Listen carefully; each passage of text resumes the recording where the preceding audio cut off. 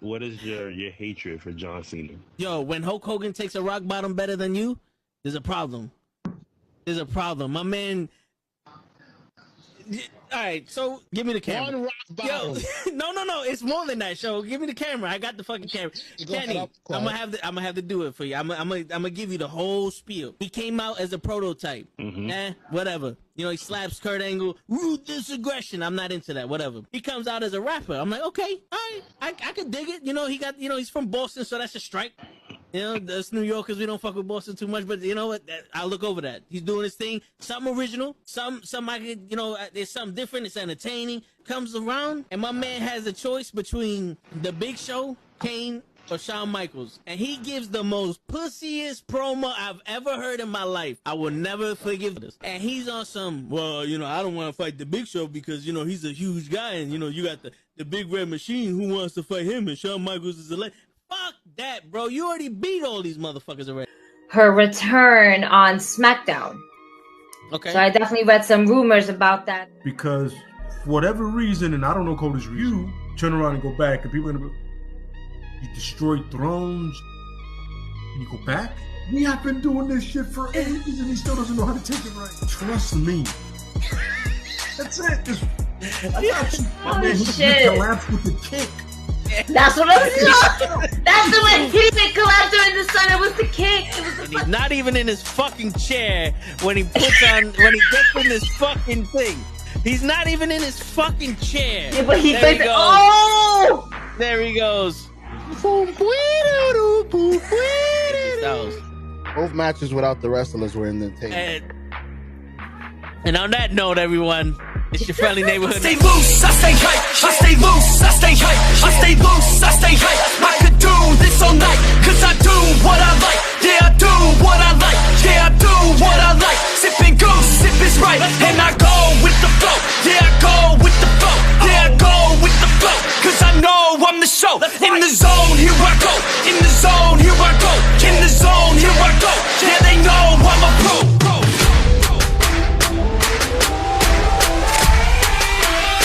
Let's go, let's go!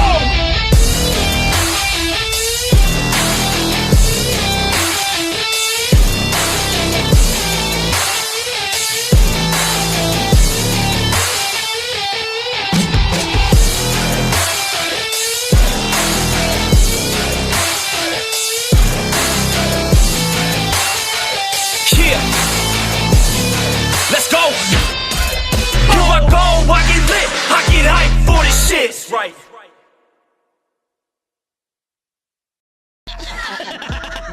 Word. He be like, I got a left elbow and a right elbow. I can break your face with an any elbow. Make sure that you get elbowed in your elbow with an elbow. Got the arm ball, get the phone ball, get around with the bomb with the bomb ball. Daddy's gonna take you to Jersey Shore. Timmy Trudy in the comment and sound call. And my baba, your mama. Where's your mom and your pops and your faja? What's going on, everybody? It's fucking Thursday night. And you know what that means is wrestling with knuckleheads for real this time. We ain't playing no games. It's not like it's the comic book shit. It says it on the screen.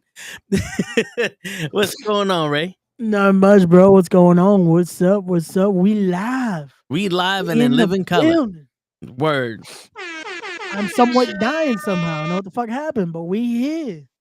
He just nigga. Single Ray goes, yo, you gonna be off? Let's go get steaks. I got you. Next thing you know, he's sick. That motherfucker. I can still get some steaks. I got some steaks today. Shit, I see that. And where was the invitation? Huh? It was in the mail.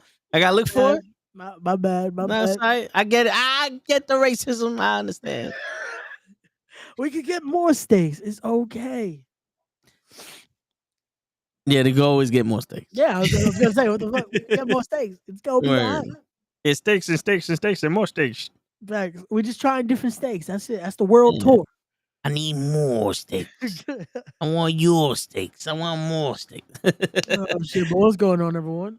Chilling, man. We in the building, and I want to get this shit off my chest before I get yelled at. Nah. Yo, wait, Toe and the man with 110 baby mothers, aka the father figure. Ray, how's it going? Yo, what's going on, Mr. Loki? But damn, 110 baby mamas. Word. Hello, mother. Does that mean I got 110 babies? Or does that mean I possibly got anywhere from 110 to 120? Hello, father. That's a lot of baby mamas. You got 146. Shit. Jesus. That's a lot of baby mamas. Word. Damn. Sounds like a lot of disappointment to me. That's a lot of unpaid child support. That's all I'm gonna say. Hey, listen, you Nick Cannon, you don't need to pay child support. We did it right, baby. Yo. Apparently, shit.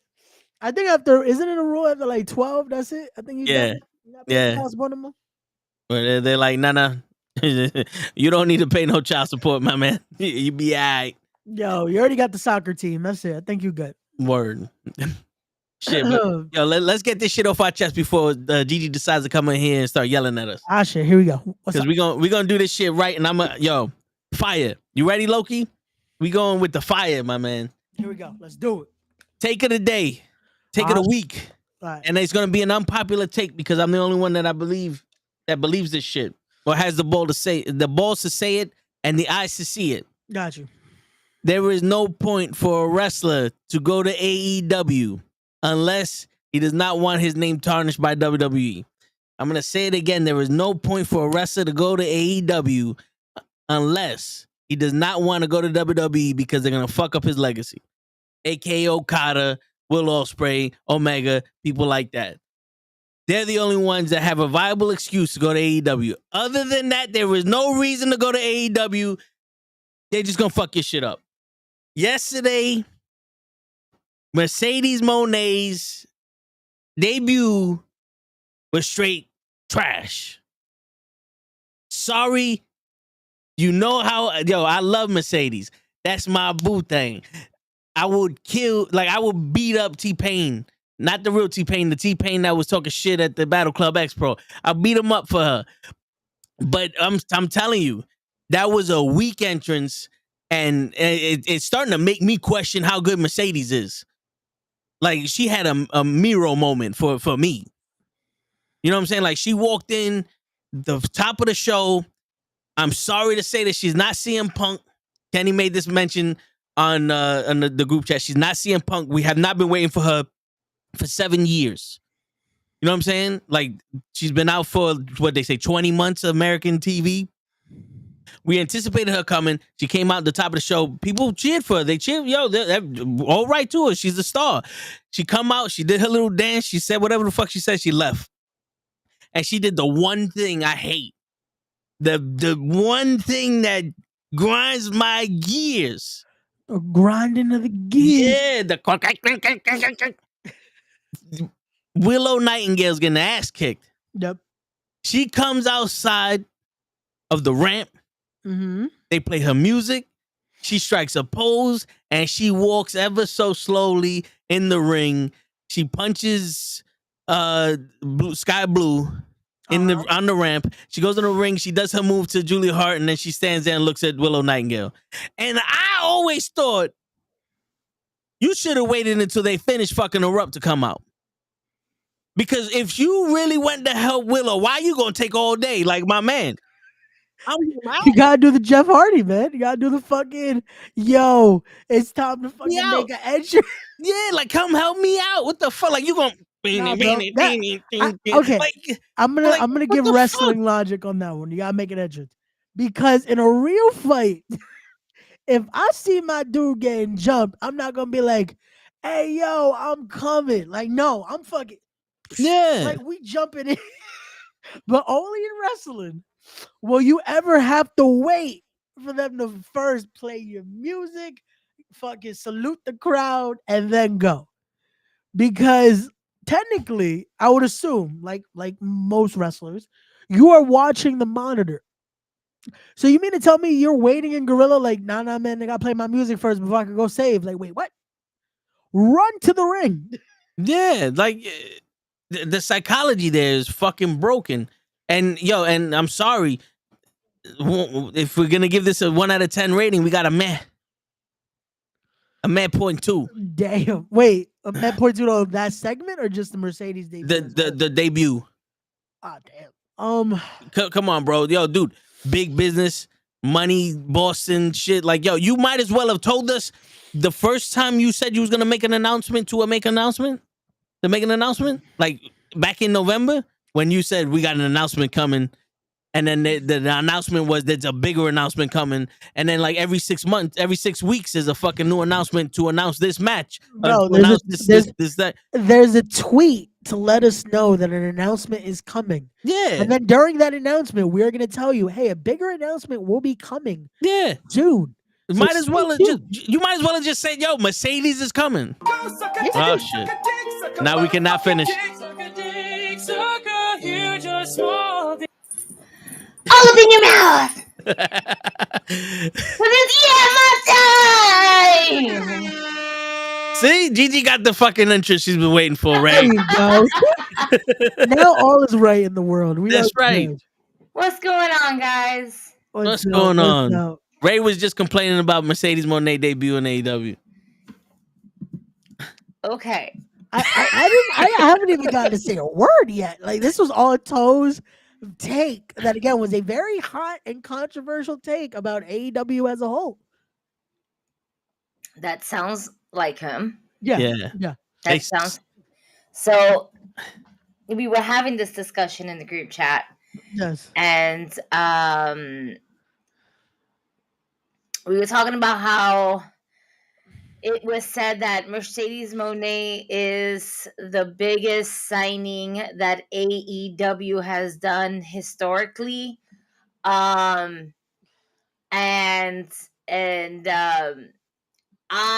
would have to agree with our boy Kenny from the podcast, because realistically, it's not, ladies and gentlemen. Yeah. She is, and I hate to categorize it because, yes, I'm wearing the Sasha Banks Dream Match wrestling tee. I had that same tee.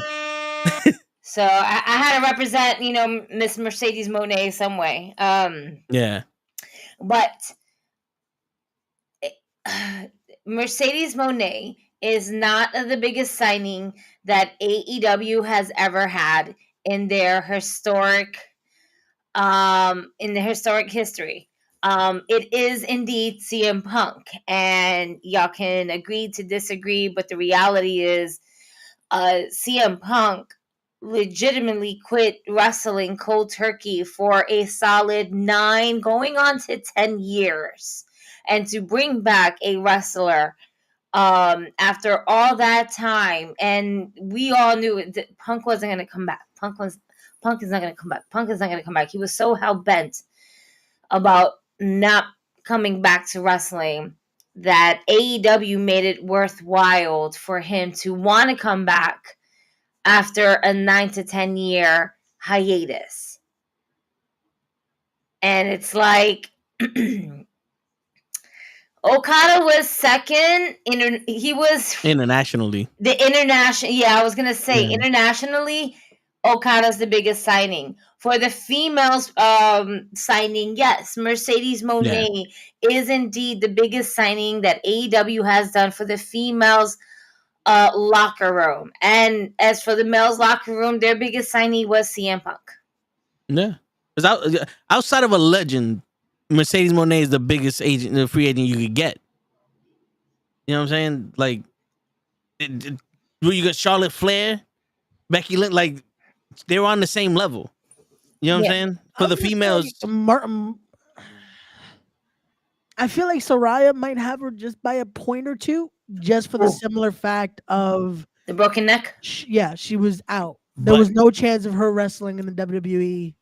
Yeah, but they did that. Yo, this is what I'm saying, Ray.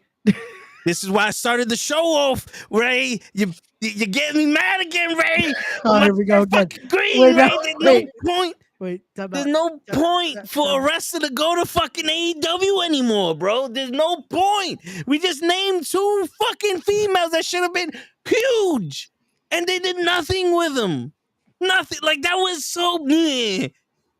She might as well have came out on Twitter and said I signed with AEW. That would have been a bigger news than her walking out on the day that everyone knew she was coming. Everyone knew Cody was going to be at WrestleMania, and that was a bigger surprise. See, but even then, it was like, No, even then we knew, but we didn't know. yeah, it wasn't as like It wasn't as advertised as Boston. Yeah. You know, like this is the nightmare match or something. Right. We're not going to Cody Rhodes' hometown per se and be like, something big is happening here. I wonder what could it be? Yeah, it wasn't like we again made it very prevalent that, hey, this is happening on this day. Yeah, yeah. Yeah. I wanted to say something, but I was like, I don't know if I should yet. No, but listen, bro. Everyone knows how much I love Sasha Banks, Mercedes Moné, Sasha Banks, both of them. Everyone knows how much I love her, and just seeing that, it was one of those things. It was like, all right, we gotta add on to this. You know what I'm saying? Like, we have to add on. When WWE gets someone new, they add flavor, they add seasoning to this cooking right here. It sounds like you might be using your webcam. Yeah, you know what I'm saying? Like feedback to it. Yeah, so you know what I'm saying? Like, they add a little season. There was not a lot of seasoning to this. This was just, here goes Mercedes Moné, and we gotta. I mean, it was cooked perfect, but they could have put a little salt. The presentation was nice. Like the song was cool. The new I didn't video. hear the song. It was. I saw everything on Instagram. Does it sound better now? Yeah. Or do I sound the same? You kind of sound the same. Yeah. It sounds a little bit like it's like trying to pick something up, but it's very pitchy. So I don't know if it's right or not. Do you have the volume too high? Hold on. Give me a second. Yeah. All good. Yo, it wouldn't be Thursday night if we didn't have technical issues. No facts. Steve is not allowing us to do this properly. Word. How about now? Do I sound worse? Do I sound better? Do I sound the same? To me, it sounds a little better. Yeah. Yeah, it sounds a little better. Yeah. It sounds a little better. All right, hold on. Please hold.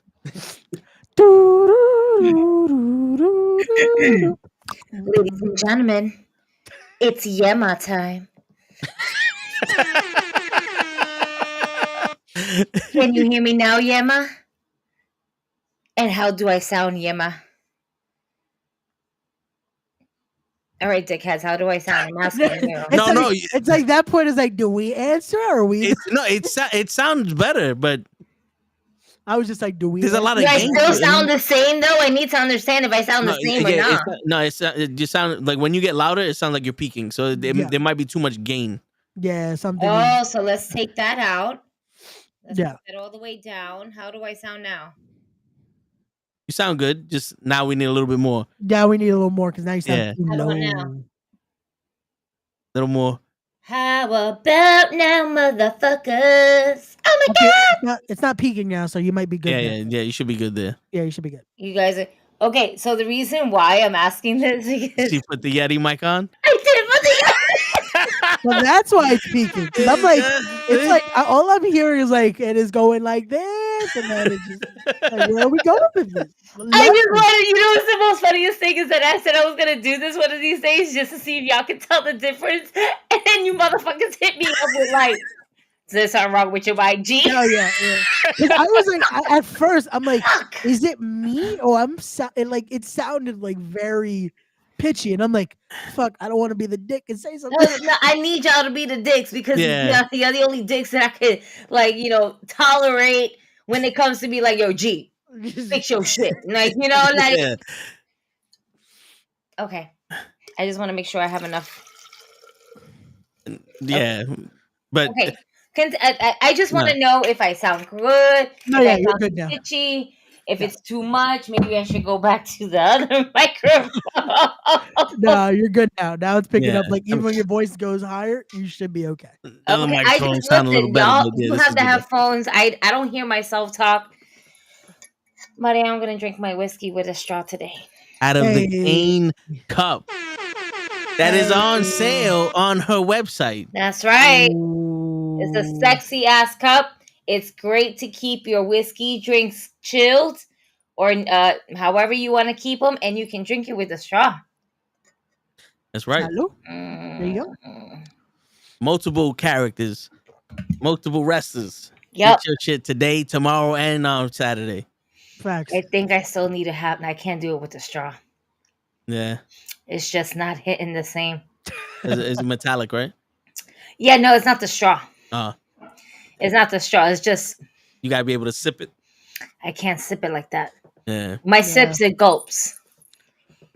I hear You know why? And not with whiskey, you can sip unless it's like mixed with something. You know, Yeah. if it's neat, you can't sip it. Like you can't sip it with a straw type of shit. Yeah, it's just gotta be a nice, just Yep. Yeah. So You need it in a dirty glass. as I'm looking at the bottle and seeing, does this fit the bottle? It doesn't. I need to get the smaller bottle for that. Oh shit. Oh, yo, I almost stole the glass I had today because at Texas for fucking Longhorn, they had the Moscow Mule glasses for Jack and Cokes. It's like, I kind of want this glass. So That shit was fucking cool. You should have just got up and said, "Look," and put it in your pocket. No, I asked my waitress, like, hey, do you guys sell these? They're like, we should, but we don't like get enough. But if you take it, I didn't see anything. I'm like, you're a real one for that. See, that's when you turn around and your mom put this in your bag. I should have done that. Yo, that's an invitation. Would have been like, cool. I might ask you for dessert, so you may go to the machine and get me a cheesecake. Yeah. And then you put $1 in your hand, right? Yeah, this is what $1 is supposed to look like, right? This is one I had this for 7 years. You put $1 in your hand, you grab it by the hand, you go, listen, little lady, you go get me a cheesesteak and put your number on it. And then let her go. That's not how it works. It's big business now, Gigi. It's big business. No, it's not. No, it's not. All right, because we didn't even talk. Okay, first and foremost, Mercedes definitely said we got some business to settle. She didn't say big business, so there was a big missed opportunity there. Yeah, there was. Yeah. It's just business. It's just business. It's just regular. I thought it was big business. I thought so too. Should have been big business. Like it was a big thing. Apparently, the big business here is the fact that a lot more people are putting on the focus that Bailey, Trinity, and Tamina were all there for her AEW debut. Now she looked great. Mercedes looked great. She did a costume change. She opened the show and she closed the show. So now we're focused on Mercedes. Just Mercedes. Should WWE, should AEW use one of their shows, what's good, Skills, to go ahead and just have an all-women show? The roster is stacked right now. Okay? Not only is the roster is stacked, but we can go ahead and put them on what Rampage? Rampage is the show right after Dynamite, right? When they do the taping. Saturday's Collision, right? Yep. Yeah. Why not give Rampage to the women? It's only an hour long. Yeah. And we don't need to push any of the other shit that we're trying to push. AEW was a really great episode last night. WWE is continuing to do good shit with The Rock. It's just, I don't know, it's a really fun time for wrestling fans. I'm enjoying myself. I'm enjoying myself in this ride. But Mercedes Moné, I'm not going to say that her debut was a flop. It wasn't a flop. But it wasn't as good as it could have been. Yeah, and not for nothing, her speech was bomb. Like her speech, it was good. Her intro, her promo going into it, like I felt it. Yeah. I had a convo today with a friend of mine that he isn't like, he watches here and there. He's more of a WWE than anything fan. But he brought up a good point of, did the timing hurt it? Like, is it because the momentum of Mercedes? It's kind of like, if this would have been maybe a few months into her leaving WWE, after, of course, the 90 days and all that, if it would have been then, would have the reaction been better than it was last night? Because I feel like, unfortunately, her steam is kind of gone. Like, the pop that it could have gotten, unfortunately, it's like, Well, okay, cool. Wait a minute. I don't think, you know what it is? It wasn't that. Yeah. What really hurt her was that ankle injury that she suffered with Willow in Japan. Because had she not had suffered that, she would have been in AEW a lot sooner. And women, and that's what I'm saying. That timing of it all. Like, if she would have gone instantly from that from WWE to, again, once the 90 days are up, all that, the new image, boom, AEW. It would have only been bigger because the drama she would have bring with them. But you know what I'm saying? Like, it would have been. Sells. Unfortunately, I get it. It would have been a bunch of people that are more interested in the drama and seeing what she had to say about it than just like her fans. You know what I'm saying? So like that would have died down. Also, like you probably would have had maybe 10% more of a of reaction and shit on social media. But I think it would have been similarly the same. Because even though without the drama, she's still one of the biggest female stars in wrestling today. Oh, without a doubt. I'm just saying again, I feel like, because that was something I kept seeing. In the building, Kofi. Hey, we live, baby. I feel like that's something I kept seeing today. Was the reaction was a little dull compared to what they expected it to be. Which I feel like, end of the day, you're never gonna please everybody with how the reaction is or what people reacted to. And again, it could also just be the crowd. The same reaction could happen in Boston, but she can come to New York and the crowd is gonna fucking pop. Like, you're never gonna win, unfortunately. It's also the way it was presented. It was having gender reveal party, and everything in there is pink. It's like, okay, so when you pull out the cake and we cut into it, I know it's a girl. You know what I'm saying? Like, we know. Just give me the cake now. But, you know what I'm saying? No. But then what they give you is blue, and it's like, oh, congratulations. See, my confusion. My confusion, and I want to direct this question to Gigi because she mentioned this, I think, last week or 2 weeks ago. Gotcha. Why is she fucking with the TBS champion and not going after the AEW champion? Because right now, Tony Khan cannot afford to have Toni Storm not be the women's champion.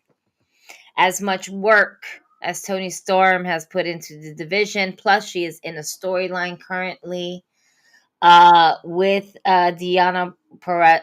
I was going to call her Perez. There you go. Damn. You know okay. what? Toe didn't say her name right like 2 weeks ago. So yeah, listen, you know why? To be fair, I also have NXT on my brain as well, and I'm thinking about Roxanne Perez. That makes sense. Okay, got you. So, and I was playing catch up, nonetheless. Got you. No, it works.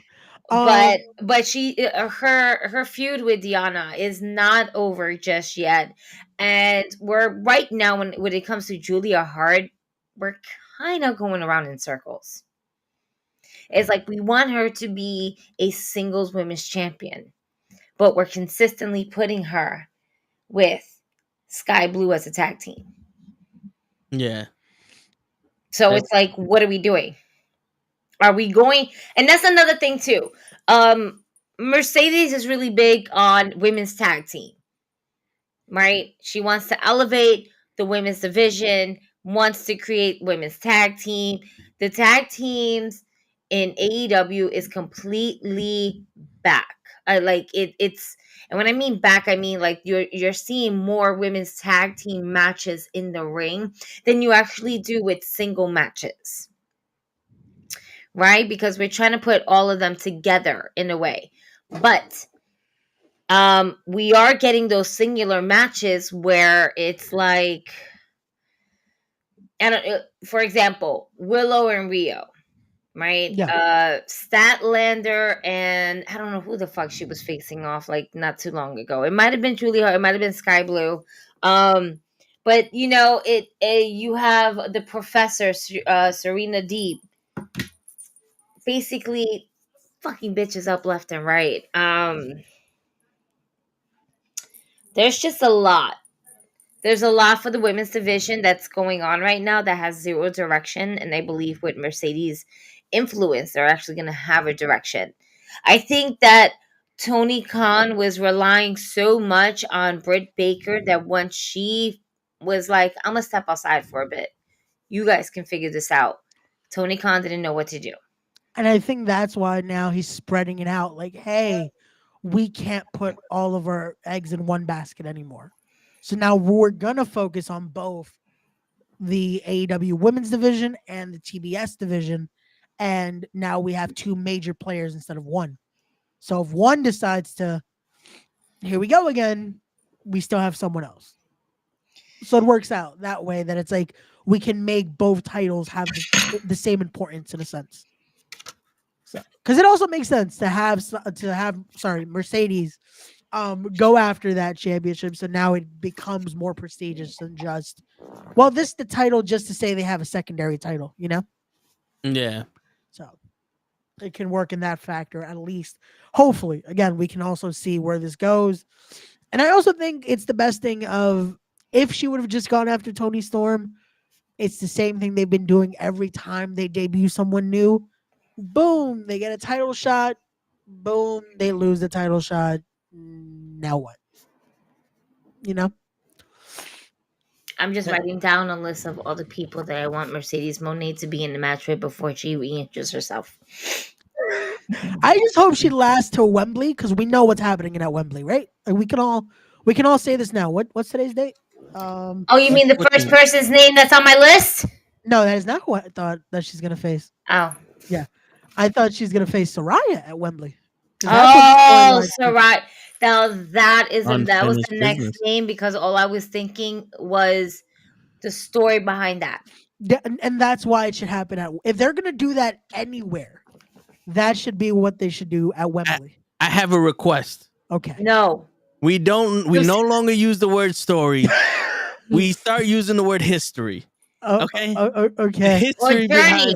Yes. Journey. We can also use journey. Yeah, okay. Yeah, because even Gigi yesterday was like, I'm tired of this fucking word. I know. At this point, I fucking ignore the word story. Like my eyes start. I start twitching every time I hear the fucking, we need to finish the story. We need to finish the story. We're going to finish the story. I'm going to go ahead and finish my story. My book that just came out has lots of stories. I don't give a shit about the word story anymore. Yeah. I had it up to here. I'm over it. Yes. Cody Rhodes has ruined the word story, but unfortunately, wrestling has stories. So the story that needs to be told. History. You know what's funny? That word still has story in it. So but it's his story. It's history. Okay. You see how he hates women, Gigi? I was the one defending women last week. Ladies and gentlemen, this is why I started drinking Jameson from my wonderful cane tumbler that you can buy now at easyforthewin.com. It's at a great value price. I also have Stone Cold there. I also have The Rock there. You just let me know. I got more characters coming along the way. Oh, Toe, I didn't forget about you. I'm going to send that little baby hoagie. Hey, I'm gonna need a Rey Mysterio one. That's when I'll get a tumbler. I'm gonna see if I can try to get the same lady. Yeah, because I found someone who did them, and I was like, oh my god! I had to do some edits though, like because she sent me Miss Elizabeth blonde, and we all know Miss Elizabeth was a brunette. Yeah. All right, and on top of that, just guessing. On top of that, Stone Cold had gray eyes, not blue eyes, so I had to go and fix that too. Yeah, I don't know why the Hogan has a diaper though. Either that or the tidy whities. Man. I'm sorry, no, he has the tidy whities. Sometimes the gaga, man, but no, he's like listen, these are like the Muppet babies, all right. Exact same fucking age in the face that we all known and grown to love as the regular puppets, but they're babies. But they're babies in diapers. There we go. See, Isaac says it too. We could also use Journey. Okay, so the journey they're gonna go on this summer in is it England? Yes, in the UK. We're just gonna say In the the UK. UK. In the UK to cover our bases. In the UK, the journey we are gonna go on, ladies and gentlemen, is Soraya versus Mercedes Moné because of their previous journey. Because of the history. Is it a history between the two women? Because of her story. All right. There we go. Right. Her story. Because of the herstory between these two competitors. I'm going to try to use this word journey now in commentary. Watch. Because of the journey that they have previously encountered, we are going to now see it continue this coming summer. All Out coming soon. Or All In, whichever happens at Wembley, it will be there. Word. You know what's not going to happen at Wembley? What? Forbidden Door. No, that is happening here in NYC. You know what else is not gonna happen at Wembley? What? The use of real glass. I hope not, because poor Darby Allin, man. Yo, Darby Allin just keeps dying. This dude went through that glass, took a horrible back bump last night. He's trying to go to Mount Everest. It's like, man, we just want you to wrestle a few more years. Like, stop it, please. Por favor. Darby Allin has to realize that he's more than just a stuntman. Like, I love the way he wrestled when he wrestled. Just him jumping off of stuff and doing all this crazy shit, that's not wrestling to me. That's not what I like him as a wrestler for. You know what I'm saying? Like the way that he portrays the match during the match and the journey that we go on with them is why I actually like him as a wrestler. Not the fact that he's gonna jump off an 80-foot high ladder and fucking land on glass. That, to me, it's cool, but it's not necessary. we don't need that, Darby. Be safe, brother. We don't need you looking for an excuse to turn into Ric Flair on us. Facts. Major facts. Hold on. I'm still writing a list. I'm like, I want to see her in the ring with everybody. Yes.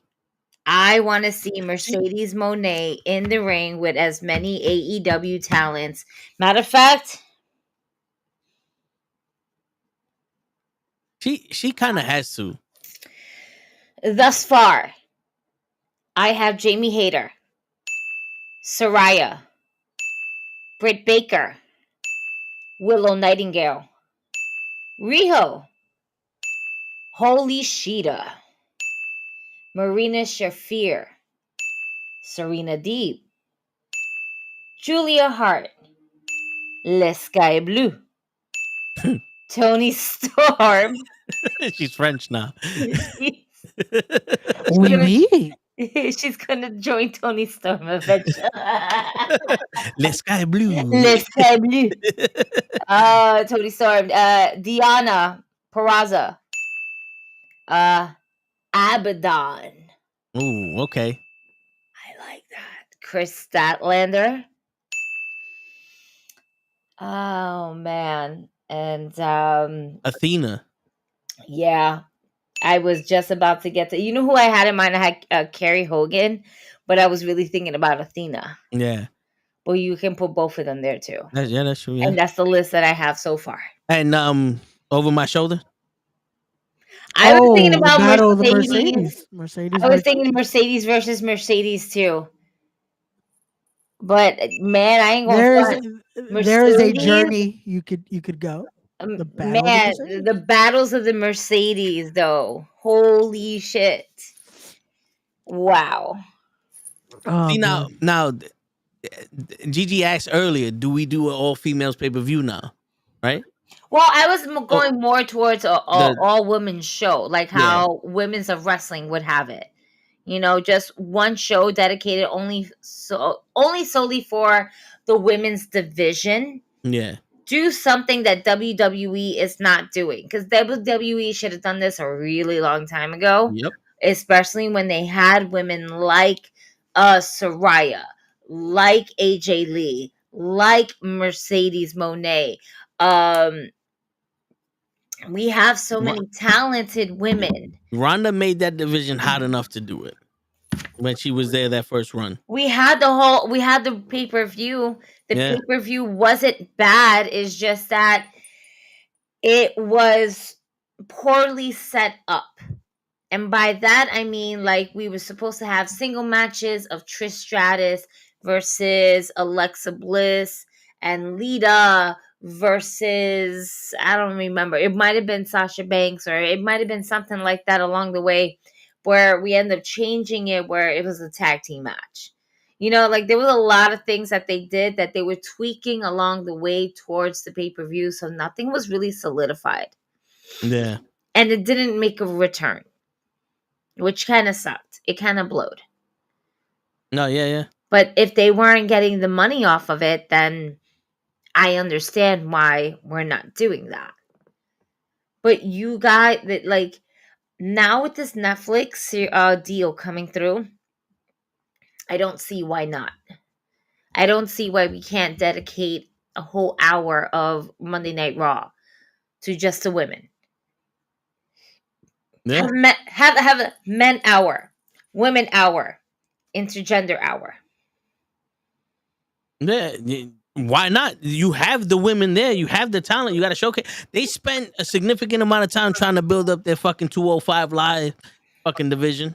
Why not? And that was so. Oh man, that just bothered the shit out of me. They did so bad with that. Yeah. And that sucks because they had such a great roster for that, and it went nowhere. Yep. Yo, but this is the thing though. Like with wrestling, they allow stuff to build organically, but they do not know how to keep it moving. See, because like I said with Mercedes, like I mentioned this before. I'm kind of starting to question now how big of a star Mercedes is, because her presence is big, right? But her just standing there doing a little dance, it's like, all right. I mean, where's the AEW seasoning on this? Like, WWE would have produced the shit out of that segment. When she came back with the blue hair, she beat the shit out of Natty. Everybody still remembers she ripped off her fucking red hair, threw the shit on the floor. Now she got blue hair, all that other shit. She came in here, she had the wardrobe changed, and she walked to the ring to go save Willow, which it's starting to be a pet peeve of mine. If you're gonna save someone, save them before they're dead. Toe is not a fan of the add the presentation to the saving. It's like, I don't need the music to play, you to do your entrance, walk down, smack the fans' hands, go around the ring, chug a beer, and then go out there and beat up somebody's beat. Like, she didn't do all that. She just stood there in the middle of the ramp, and then she was walking very fearfully down the ramp. Right, we weren't running, and then Le Sky Blue decided to run up the ramp. And she punched Sky Blue. Is there an echo on my end, Mr. Loki? It's on my end, right? I think so. Yeah. It just might be your speakers are too loud. The microphone is picking that up. Is it set? All right. So you know how there's pictures on the microphone? Is it set to like a bubble facing you and there's nothing in the back?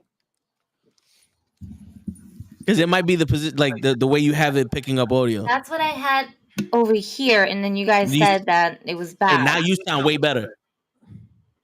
But now I hear you a lot louder, Toe. And I hear myself. Yeah. So do I just, I'm going to lower my microphone. Pick it up, pick it up, pick it up. Is my microphone better now?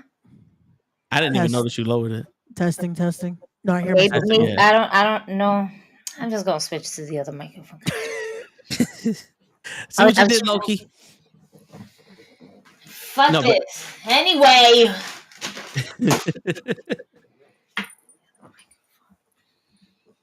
Yeah. But fuck yourself. That's a motherfucker. Yo, but all right, so going back to the whole the momentum thing, it's not just Mercedes, but when fuck is her name? When she beat Britt Baker in the cage match. Fuck. Right? She just returned to do nothing too. Oh fuck. like Senorita Claus. Oh my god, yo, I had the name. I was gonna say what the name was, and I lost it. Thunder Rosa. Thunder Eso. Rosa. There you go. Gracias. When Thunder Rosa finally beat Britt Baker, Yes. it was huge, and then they did nothing afterwards. Better? Yeah. There's no more echo, right? Yeah, I don't hear an echo anymore. All right, cool. Yeah, You're there's no good. more echo. Yeah. So then Ruby Riott comes out, huge momentum. Nothing afterwards. Serena, she won at one of the best possible situations for her to win the women's title at Wembley with her family there. Nothing happened after that. Toni Storm is hot right now. She won the title. They're still keeping her hot, but it's not like she was a big rolling boat. Hot. She's keeping herself hot. Yeah, you know what I'm saying? Like the whole big bolding, like the boulder of Mercedes Moné came to WWE, came to AEW, and I'm like, this is gonna cool off quick because they don't know how to keep the fire going. And that sucks because, again, it's a lot of great talent, a lot of great people. And the fact that it's like, cool, they get a reaction. We build something a week later and then se fue. Yeah. The problem is, and again, I don't want to say this is just an AEW problem because it's become a problem in wrestling in general, though. Yeah, because we're going to get to WWE's problem. No, yeah, but it's an issue. It's like, and that sucks because that's something where it kills the market for fans because now it's like they expect, oh, okay, cool, this is happening. Where is this gonna go? Oh, you're giving me nothing. Now what? Like, it sucks. Like, we shouldn't expect for a fucking storyline like that to die. We should want the momentum to build. We should want something where it now makes us interested. It makes us want to keep watching. It makes us want to be invested. It makes us want to buy the next pay-per-view. Because I'm gonna be honest. We spoke about this. The only reason I bought the last pay-per-view was to watch the Sting match. Yeah. Nothing else grabbed my attention. Like, going into it. Because there is no momentum. When it comes to Dynasty now, it's like, cool, Ospreay versus Danielson is going to be good, but why are we seeing that? Yeah, and there's no reason for it. Like, they started something with, okay, cool. He went through Takeshita. He just went through Fletcher. Danielson? Where does this correlate? Like, at this point, I feel like it should be another Don Callis guy, no? It seems like it. It should have been. Like, either that or you want to fucking throw together a dream match, throw Okada in there. Yeah. Because Okada could have been, like, he could have came with the Young Bucks. He's in his elite shit and all that. And then he just pops up while, Will Ospreay's in the ring and goes, I got some authority here. I want to wrestle you. That's good enough for me. That would have been better. Like, hey, you beat me once. Yeah, we're going to run that back now. Yeah. Yeah. And that's it. That would have been better than, yeah, we're going to put randomly. And again, coming off of a loss to Eddie Kingston, mind you. Yeah. Like, his legacy has no right. Like, he had no right to challenge Will Ospreay right now besides his legacy. And you just lost to Eddie Kingston, bro. Get yourself some momentum. Come back and fight me. When shit's real, when it's profitable. About Ryan Danielson. Yeah. Well, it led to that, but we were talking about how they're not keeping up the momentum. Yeah, they don't capitalize on like momentum happening. They don't capitalize on what the journey is going. I'm sorry, I have to say story. Fuck it. The story is going, and we just change directions. You say like, I'm at you. I'm sorry. I have been programmed to use the word story. He's gonna have to be stories. He's gonna have to be an intern for a little longer then. What the? I am already at the year mark. Damn it! It is official. I don't know. I feel like it's official. We gotta check the herstory on that. I do not see you in here. You know what I see? No.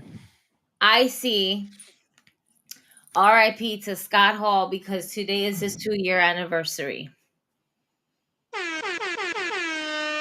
That's what I saw. But I did not see Raymond Sanchez here. Okay, in my memories, thinking that he's going to just sway his way. Oh no, I already met the 1 year mark. No, you didn't. Word. You sure didn't. You didn't meet us in in March. Did you beat us in March? Was it March? The answer is no. Wait, when was the shit? When was the? Because now that again, you wasn't in the video you wasn't in the video that Dave made for me. No. That Dave made? What video? The intro? Is that what you meant? No, the happy birthday video that everybody said happy birthday to me last year. Birthday video. Yeah. Did you one? Ray was too good for that one. I think I was still like I was sitting in the corner for that one. That's possibly why. You was not here. Nah. Oh Jesus! How time flies. Yeah, no, it really does. Shit. Yeah, no, but yeah, it happens with WWE also. But I'm gonna keep saying this shit until they change the shit. It's starting to become fantasy booking every week. Yeah. And as cool as that may sound, I need a little bit more reason than just, it's gonna be a good match. Yeah. No, that's the thing. It's like my issue with it is if it was an indie, if it's again thrown together because we maybe do a show once in a blue, then that's okay. Or if just because it is a dream match card, then it's okay. But when you are a company that does weekly television, multiple weekly television product shows, too much. It's like you have journeys to continue here. We can't just Ray went Hollywood on toast. No, it's because I wasn't around then, Mr. Loki. It wasn't because I went Hollywood. I would have been there. I would have done the video. Yeah. I don't think we were as close at that point. My apologies. Just edit me in. It's okay. But wow. It's okay. How about a diva? Oh man. But this is still like that is an issue that's coming. That's like we're just gonna keep adding dream match after dream match. It's like that's cool, but that shouldn't be what a story-based company should be about. Just saying. No, seriously, yeah. Because to be honest with you, the only person I could actually see walking out challenging Will Ospreay is Samoa Joe.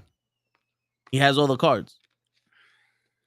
And Samoa Joe's like, I already beat these two fucking losers, and you want to say that you're the best? Well, come actually wrestle the best. Yeah. Well, I'm kind of glad they didn't do that yet, because that would then kill again Ospreay's momentum. Now, if we just throw him to Joe, and I don't think Ospreay's gonna win the title that quick. So that's, listen, man. Not sacrifice everybody's a momentum killer in this fucking. They killing everybody's momentum. The only reason why Will Ospreay is hot and Swerve Strickland is hot because they made themselves hot, and they got to keep themselves hot. And then in promotion, where they're supposed to promote their talent, both WWE and AEW are doing a shitty job of it. Because, sorry. And I know there's people out here that will argue with me. Some people will agree with me. Chad Gable should have won that fucking scramble match. No, we agree. He should have won that. I definitely agree. I love Sami Zayn. But you just squeezed them into a fucking WrestleMania when you had the story with Chad Gable and Gunther. You muted, Gigi. Right, because that traffic outside. Yeah. Yeah, I concur with that. I don't think that Sammy should have won it. I think that we should have had a David versus Goliath match within Chad Gable and have him pull the ultimate upset. If you're going to dethrone him, then do it. The only time I want to see Sami Zayn as my champion, if Sami Zayn is a heel. Yeah. I don't want to see him as a babyface as my champion right now. Give me Fidel Castro Sammy as my Intercontinental Champion. And I am here for it all fucking day. Yeah. Yo, you could have had Sammy versus fucking Solo at WrestleMania. That's another thing I want to fucking talk about really quickly. Solo has been going downhill. His winning streak has been going downhill. John Cena, King the Cow. The minute you ride John Cena, you get to the peak, and go straight down. Well, have you? I'm all over the place. You mentioned Don Cena, and all I keep thinking about his movie is Nikki Stinky. Oh, Nikki Stinky. I'm surprised you didn't mention he was naked on the fucking. I mean, I posted that on my page. He was not fully naked. He was cupped. All right, they had a little boop to cover his little thingamajiggy. And then somebody took a picture of it, so he wasn't dangling-a-linging. All right, he was nude and cupped in there. His ass might have been showing, but the man had a boop boop boop, to cover his thing.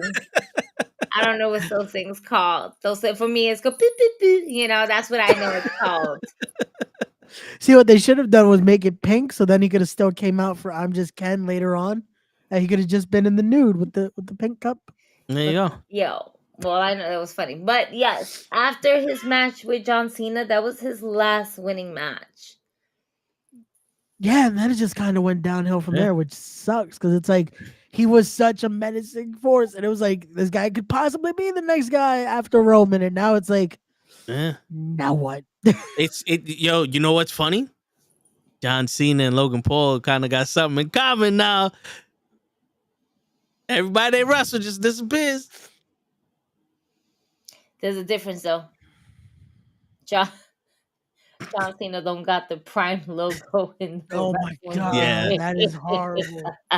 The fact that is now a thing that we will be seeing constantly. Is that really going to be in the ring? There? Is that going to be in the ring, or is that going to be just for his matches? No. That is now in the ring.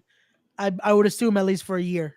It's going to be every pay-per-view. We're going to see that Prime logo in the center of the ring. I would have preferred it. I'm going to turn it to late right now. I swear to God, they're premium live events that I would not pay for. Can't say pay-per-views anymore? I would not pay for that. No. So pay-per-view is something that we would pay for. Nah. This is a nail. That's a bust. So for the monthly thing that we watch on Peacock, we are gonna see the Prime logo in the center of the ring. I can't wait for Slim Jim and Mountain Dew to be next. We're just gonna have logos again, like back in the day in WCW. Remember when they? I can't wait till the Knucklehead Network has their logo on there. Word. How we get that? Let's get that going. Has their logo. Do we have a few $1,000s? I feel like it would be a lot more expensive. This is why we get loans. We're going to get there. We're gonna get a loan just for a loan. Like, hey, we're gonna take out a mortgage. I didn't say all that. I did not. He said that. I'm just thinking that we're just gonna get rich one day. I need a $60,000 loan. Put my logo in the ring for 3 weeks. That's all I can afford. 3 weeks. Try 30 minutes. That's all you right. I want it during the women's titles match. Okay. You can only afford the entrance. Yeah. That. when mommy comes out, put the logo in the ring. Shine a light. Oh man! And then it's like during your entrance, it's like, "Hey, we gotta scrape this off." Oh, okay. That's damn. That's all I could have. So you see a fucking team just scraping, like that's it. Change the fucking logo. Word. Solo has to break. He does, but that I felt that was gonna come after WrestleMania, and again now it's like there is no momentum to fucking build that. There's gonna be. There's gonna be momentum because if your boy finishes his journey and Roman is no longer champion, there's definitely gonna be some backlash between him and The Rock, and then Solo's gonna have to choose sides. I would hope so. Yeah. Solo, the only side Solo is really going to choose is not going to be the tribal chief. He will still acknowledge him as the tribal chief because that's who he is in his family. But The Rock is head chief. Yeah. And there's again an order that you must abide by. right? That's what we're going with when it comes to the bloodline. Like, you acknowledge me, you follow my lead, you follow this. Why? Because I'm the tribal chief.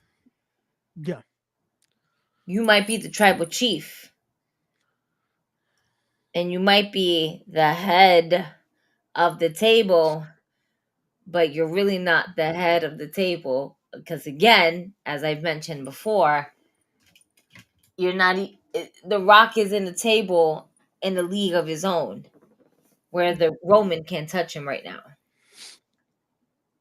Word. And he's at a whole. The Rock is at. The Rock owns the table.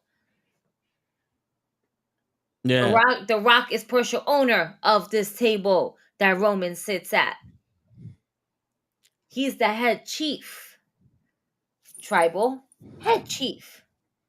All same family line, but you need to know your place in the family bloodline. I'm not gonna lie, I kind of want that to be a promo package they do, is someone explaining that PowerPoint presentation and letting us know the ranking when it comes to this. Like, we need Where's that. the ranking system in this? We need the ranking systems back. Just have that, and then have one of the Wild Samoans just give us the ancestry detailing of all this. So Gigi. Hi, Chief. That was Peter Maivia.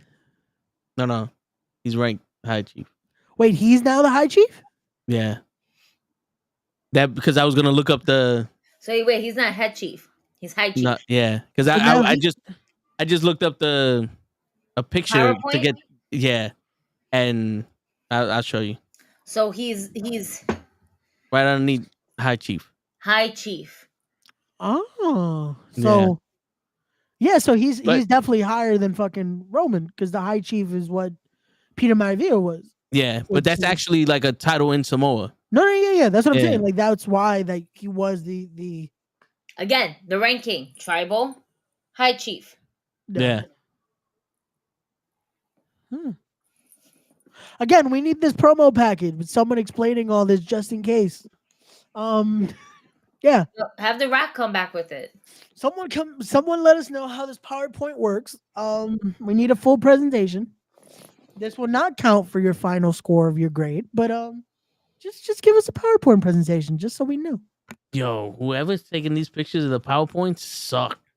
Everyone that I'm zooming in on is so blurry. The Rock needs to give this to us in a PDF form. So seriously. Oh, man. So we finally got and forgive us, guys. We're literally jumping all over the place between WWE, AEW, different storylines, and a whole bunch of other shit. Y'all already know this is what we do on the regular.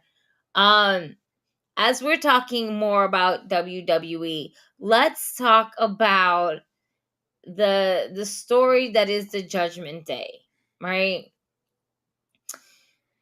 What are we fucking doing with them? And now we're bringing Andrade into the fold? In the Judgment Day? I didn't get to see Raw, so I was about to ask you. You didn't you did watch along, but no, he wasn't. Yeah, he wasn't here with us. It was me and yeah. I feel like we're using that just to not have an actual journey for Andrade right now. So it's like, let's tease this a bit till we find something to actually do with Andrade, because he's now in Raw. Weird story. It's that irritates me so much. It's like, we're just gonna put him here now because we didn't put him on SmackDown, and I feel like he kind of could have just been on SmackDown for a bit and help with that story, but nope, it's gonna be on Raw. Yo, here's the thing: they just don't know what to do anymore. Like, we're losing. It's not that they don't know what to do; it's just that it's becoming a point where they're doing the most, but they're not doing enough. Yeah, that is unfortunate. And again, it's not like they don't have the players. Like, they have so many people that they can do stuff with, and it could just work. Like, it's There's gonna be a lot of multi-mans at WrestleMania. We're seeing that now. Like to the point that they added this fucking six team ladder match for the tag titles. That they're showing 4 extra spaces for. Yeah. They this is the funny thing. It is a 6 team, but thanks to Gigi, we saw Finn Balor said, "Yo, it's gonna be." I think he even said 5. It was But a he good did fuck right because he's an extra one, right? So yeah, there's gonna be 5 other teams, and I'm like, he's doing toe math right now. What was he doing? It was like, wait, the numbers are wrong, and even the graphic was kind of wrong, and I didn't notice that on the air when we're doing the podcast, but I noticed it after. I'm like, yeah, that graphic is messed up. But yep, they totally fucked that up completely. But yeah, so we'll be 6 teams. We know at least one of them is gonna be Awesome Truth, but then the other ones, no clue. I mean, the Judgment Day, obviously. Well, no, Awesome Awesome Truth, Judgment Day, and the other ones. Someone brought up a good point though, and again, we're gonna run with it because fuck it, why not? The fact of the Hardys being contract is ending, and there's gonna. We don't need them. We might not, but Jeff is high enough. It's Philadelphia. Who cares? Then we'll get a pop. Get Iverson then. If you want somebody from Philadelphia, get Allen Iverson. They're not from Philadelphia, but I'm just saying, I feel like they would get a pop in Philly. It's the Hardys, man. You do a lot. You know who else would get a fucking pop in Philly? Who? The fucking the Gods of War, the Gorillas of Pain, the guys from New Japan. AOP. Hey, there you go. No. The Gorilla Assassination. He wants to say Tama Tonga and his brother, but there you go. Tama Tonga is the only one that's out of contract, but he is reporting to WWE, I think, in the next month or so. I wouldn't be surprised if he's involved in the fucking Roman match. That's what I was about to say. Do we see him getting involved in the bloodline? Well, yeah, because when there's no bloodline is allowed, he pops up in there because it's like, I'm not in the bloodline. Not yet. He's by association. Yeah. Well, no, because technically he's not related, but they can make it work. He's a friend because of he's adopted. Because of his father and all that, and their association with the bloodline. But the rumor now, as of they were talking about today, is could we possibly see The Rock get a stunner at WrestleMania? Will Stone Cold get involved in this craziness in those 2 days? They're gonna throw in every name in the book. That is what I love about WrestleMania season. Yeah, we're gonna get Ravishing Rick Rude is gonna hit somebody with the fucking Rude Awakening. Wait, he's coming back to life? Coming back to yes. It's Philadelphia. His contract's ending. It ended a couple years ago now. A couple of decades, unfortunately. May rest in peace. Yeah. Jesus. That's it. Years. That's why Kenny's not here right now. Kenny is going to show up at WrestleMania. Yeah, it's confirmed. Show is on his way right now. He's driving in the wrong direction. In the Tesla. In the Tesla. He will make it eventually to fucking WrestleMania. That's right. He is on his way to the Philippines as we speak. Show is our truth of the day. We're gonna be like, Show, did you make it to Philly? Philly? I'm in the Philippines, all right. What? Show. That's not what we said. That's not what we said, Show, man. Go try some balut, Show. Just go try some No, I had McDonald's. No, not balls, Show. Balut. That's right. It's gonna be like balloons. I don't eat balloons. Word. With these balloons. Oh, man. But to answer Mr. Loki's question, because he says, so Randy's taking on Paul. What is Kevin going for WrestleMania 40? I think they're gonna make it a triple threat. That's what I'm saying. WrestleMania 40 is gonna be a lot of multi-mans. I think we're gonna see a triple threat match for the US title. No? You don't think so, Tom? What is Kevin Owens gonna do at WrestleMania, Tom? Samoa Joe's contract is ending. And Kevin Owens wants to fight, and Samoa Joe's a fighter. So confirmed, Samoa Joe is the extra man. Samoa Joe is the hidden man in the match with Kevin Owens.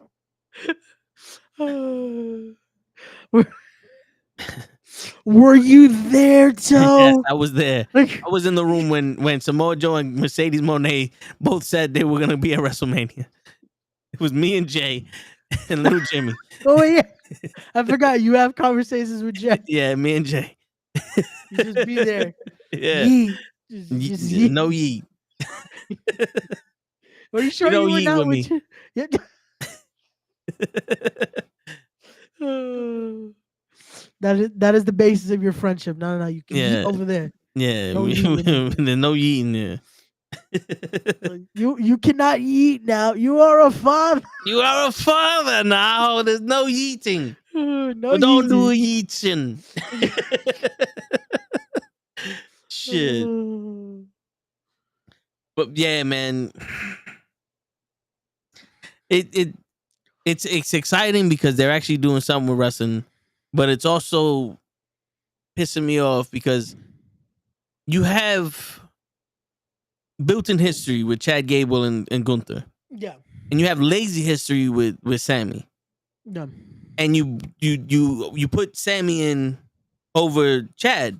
And the thing is, like, yo, back in the day, everyone, I always say this, had a legitimate gripe to win the Royal Rumble. Roddy Piper, Macho Man, Ultimate Warrior, Jake the Snake, Undertaker, Hogan, even Hacksaw Jim Duggan. Every single one of these people was one of those, yo, they can win the Rumble, they can win the title, they can do this, they can do that. Hogan won it. It's one of those where it's like, it was believable.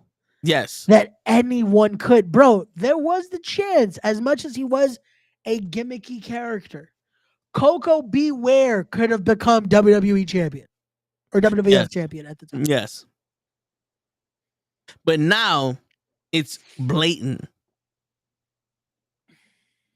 It's getting to the point where people are mad that stuff is happening just because in our face there's something better. Like, yo, yeah, we want Sammy, but he cooled down a lot when he went to Raw after the Bloodline shit. So did Jay. Jay got his title shot with Gunther. Was like, yo, we finally gonna have Jay do something. We want Jay to do something. We want something. And then he don't do nothing. And now, all right, it's Chad Gable's turn. You told us this. Like, you're showing us this. Chad Gable deserves this. He earned this. All Sami Zayn has done is turned back into the conspiracy character without saying anything about conspiracies. And now he won the title. He won the match. I'm sitting there like, why, Papa? Like, you telling me that you couldn't have done this better for weeks? Like, because it's not like Chad Gable had matches with Gunther for weeks, but it was one of those, yo, we're revisiting this because the match he had with Chad Gable was crazy. This is Chad Gable's get back. Chad Gable actually gets to go to WrestleMania and have a moment now. We're behind him. This is the train and we're that's getting the worst on. part. Everyone was behind him. We were, bro, you had to see that. Like, if you guys didn't watch the Raw watch along on Monday, watch me and Kenny's reactions. Like, we were there. Like, come on, let's go. Like, you know what I actually want from this though? I do want to see them run that match back. I want to see Chad versus Sammy in a fucking just straight up singles, because they had an awesome match. It's just fuck. The finish was just like, come on. It tore on the heartstrings, because it's like everyone wanted to see Chad get that moment. Yeah. Again, I can't fault Sammy. Sammy's a great competitor. We were behind him as well. But the problem is when you see it, it's like, this just makes sense. And you just say, fuck it making sense. We're going to go with this. It's like, so why show us that that's an option? Why make us believe that we're going to do what you believe is going to happen? Because it makes sense, pero no. You know? It's like, you know what it is, because they're going to wait until that's no longer something that's it's like, all right, that train passed. But now they're going to pull it again, thinking that they could capture lightning in a bottle one more time. And it's like, yo, bro, you can't keep doing this. I told you, I've been saying this for weeks. They're going to fuck up to success, but they're starting to fuck up more and more until they start losing. Yeah. Yeah. It's like, yo, the Attitude Era gave us one thing. If you were hot, you were on top. Yeah. And you had to stay hot. And it's like, yo, like I said, love Sami Zayn. But this was one of those. This was where you capitalized on Chad Gable. Yeah. You don't have Batista win the fucking Royal Rumble when it was supposed to be Bryan Danielson. But can we also just like touch base on something else here?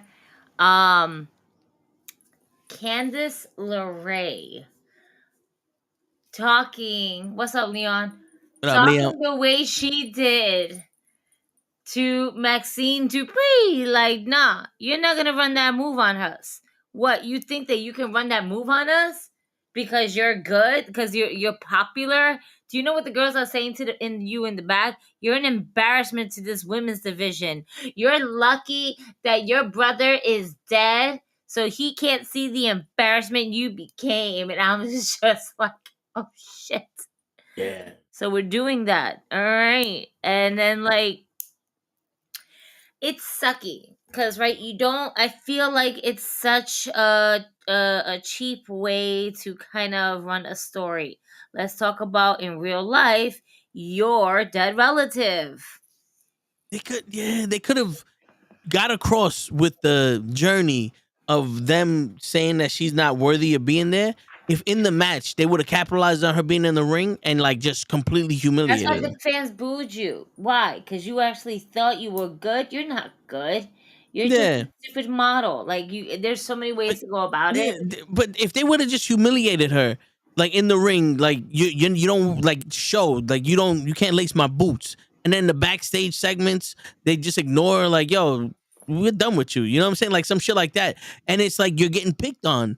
Kind of like what NXT is doing. Yeah. Going to the locker room, talking to the girls, and somebody's getting picked on, and somebody's getting in a fight in the women's locker room, and it's like, what's going on?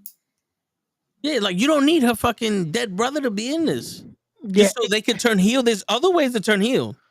It's like that one line did not need to be said.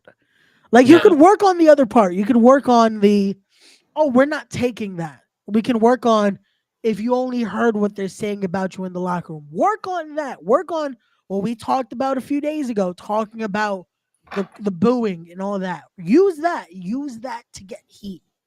Because now you can work on something. Now it gives us the sympathy route for Maxine, and it makes us now want to see her get her comeuppance. It makes her now have the story of the underdog here. It works.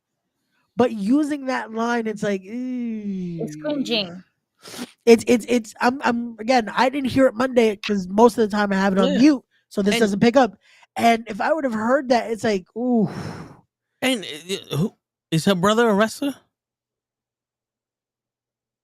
No, her brother he died in a car accident. So what does it have to do with wrestling?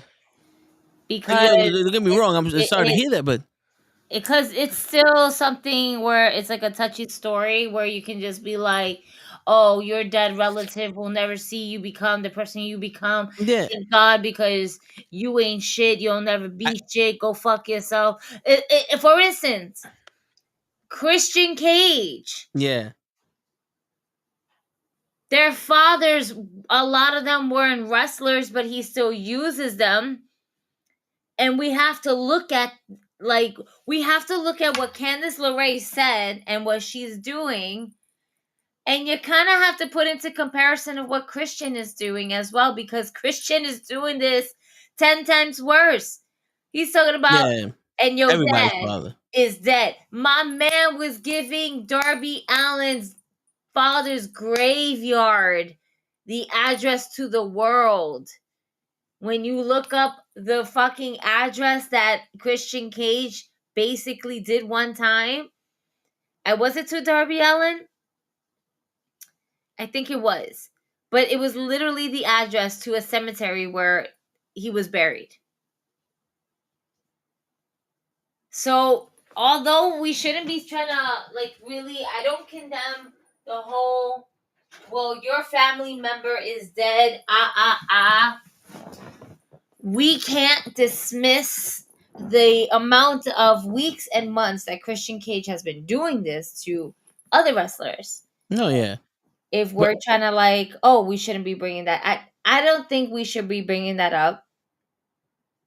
What I think though is that they're paying attention. Yeah, WWE is paying attention to AEW. AEW is paying attention to WWE. Well, no, they're not really paying attention to WWE because they would get something right at least. AEW, but if I'm not mistaken, Christian started this whole father shit with Jungle Boy. Yep. Right? Yeah. That was and then it just carried over, and he's like the father figure for everybody now.